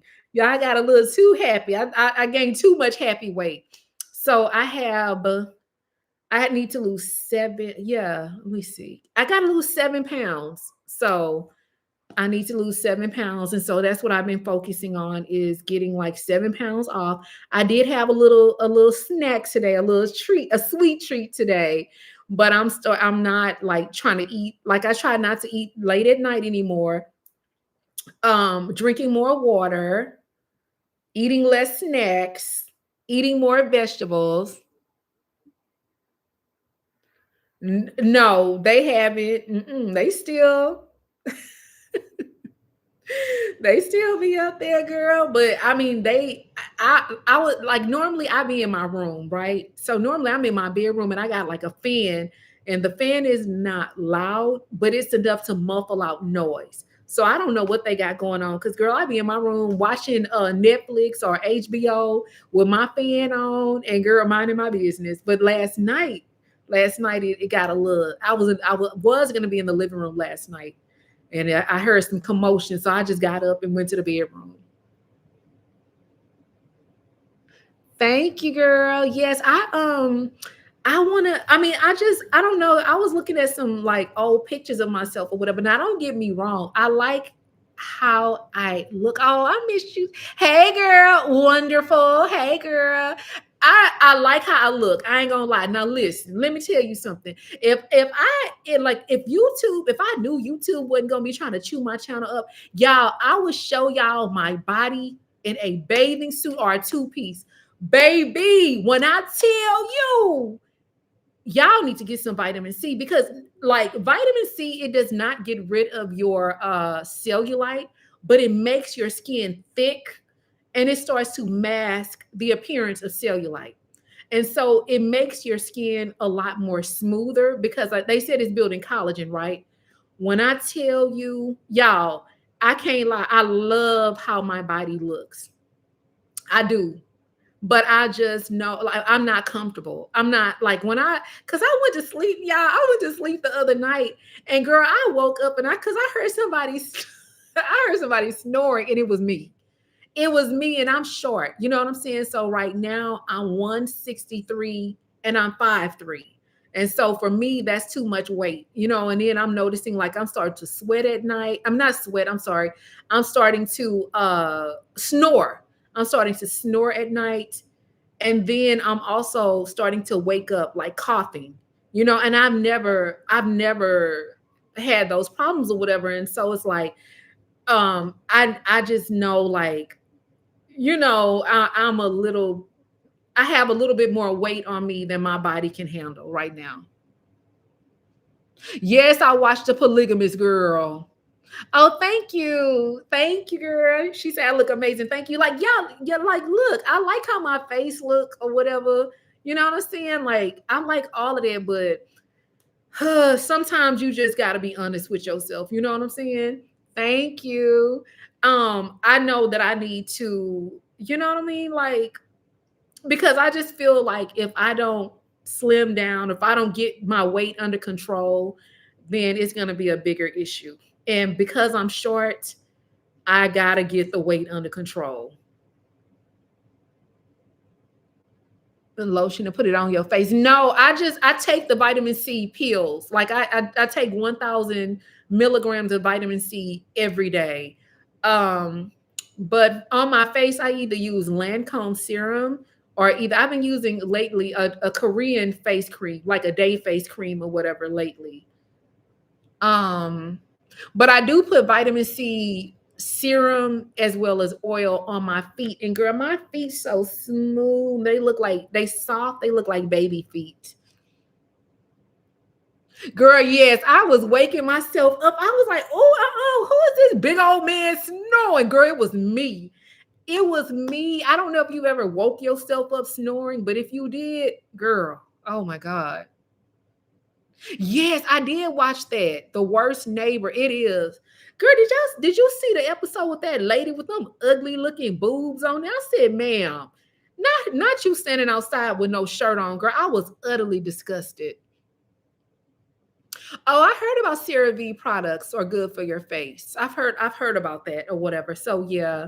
But I love Lancome. Like I freaking love it. Like y'all look at my neck. Oh my goodness. Like, but I'm telling this is all vitamin C. This is all vitamin C. Just from like, I'm telling you, that's one of the best things you can. Now it does make you sleepy. It does. Hey, it does make it make to me for me. It makes me sleepy. So when you take it at night, be ready to go to bed. So 1,000 milligrams, one tablet a day before bed. Yes, I watched that with that crazy girl. Y'all, that girl was crazy. Yes, I did. I felt like I wasn't breathing, and yeah, I did. And so I just like it's just certain things when it's time. And then another thing, like it's time to lose weight. And another thing, like I know it's time to lose weight. I mean, don't get me wrong. Like the last guy that approached me or whatever, he was a nice guy. He looked fairly conservative. But girl, when them Pookies and Ray Rays, when them Pookie, when them super hard thugs when they start trying to approach you or trying to holler, for me, that's like okay, I know it's time to lose weight. I know because it's like because I had a BBL and I had my boobs, and y'all know I didn't had everything done from the rooter to the tutter. When I gain weight, my weight go to my butt. You know what I'm saying? And so it's like you will get a certain type of attention. And I'm not saying it's nothing wrong if you like that type of attention. Me personally, I don't. And so when I start getting a certain type of attention, I know it's time to lose weight. Nah, I just yeah. So it's just time. Cause I don't know, like I want to look, I want my clothes to fit better. I don't want to be sleep at night feeling like, you know what I'm saying? It's a 10-pound sack of potatoes on my chest. I don't want to be snoring. I just want my health to be, on par. Yes, girl. With magnesium, it says with sea moss gummies, oregano oil. Okay, magnesium makes me groggy in the morning, girl. I be groggy, like it's like I'll take magnesium, but I don't feel like I get enough sleep. Oregano capsules, vitamin C as well. Yeah, oregano. Okay, I'll look up oregano capsules and see what they do. But I need to become more consistent with my B12 and my vitamin D. So those no, it's D2 and K3, or D3 and K2. Those are the two that I need to become more consistent with or whatever. So yeah. But yeah, girls, I'm not getting sleepy, but I'm starting to kind of feel like it's time for us to start winding down. I actually need to get off and start working on the sponsorship, girl. It's a lot of reading and preparation. So I need to start preparing for that and, just kind of start winding down a little bit. So I'm about to get off of here. But girls, we'll have a vlog sooner than later. Hopefully the camera will surprise us and get here early. Yeah, D3K12. Oh, I heard black seed oil is good. Oh, I heard that's good for you. I heard it's really good for you. So yeah. But anyway, girls, y'all, we got to get off of here, girl. Y'all, we have work in the morning. So anyway, let me get off of here. But I just want to say thank you, girls, for coming to the live. Um, I'm gonna try to pull the footage together, girl. Hopefully I'll be back. I don't know, y'all. Sunday. I don't know when the camera is gonna be here. So I'll continue to try to vlog on my Sony. I'll continue to try to vlog on this and just see if I can pull some footage together. And then I'll be back. But once we get the camera, once we get the next camera, I should be back on track with the vlogging. Have you had a blood panel? Yes. And I am iron deficient, honey. So I'm deficient in iron and what was the other one? Potassium, but I would rather eat bananas as opposed to taking the vitamin or whatever. Um and then D, vitamin D and K. Yeah, so D and K. But anyway, okay, girls, let's go ahead and get off this phone so we can, get things. We have things to do. But I'll give you, y'all, if the camera, what's today's date? Just a second, girl. It's the 9th. They said the camera should be here by the 11th. If I don't have enough footage pulled together, girls, what we'll probably do is go live on Sunday, and then hopefully we'll get the camera by Monday. I don't know, but I'll keep you guys updated. All right, girl. Okay, I'm gonna get off the phone for real. I'm getting off the phone for real. Okay, girls. Bye, y'all. I'll see y'all later.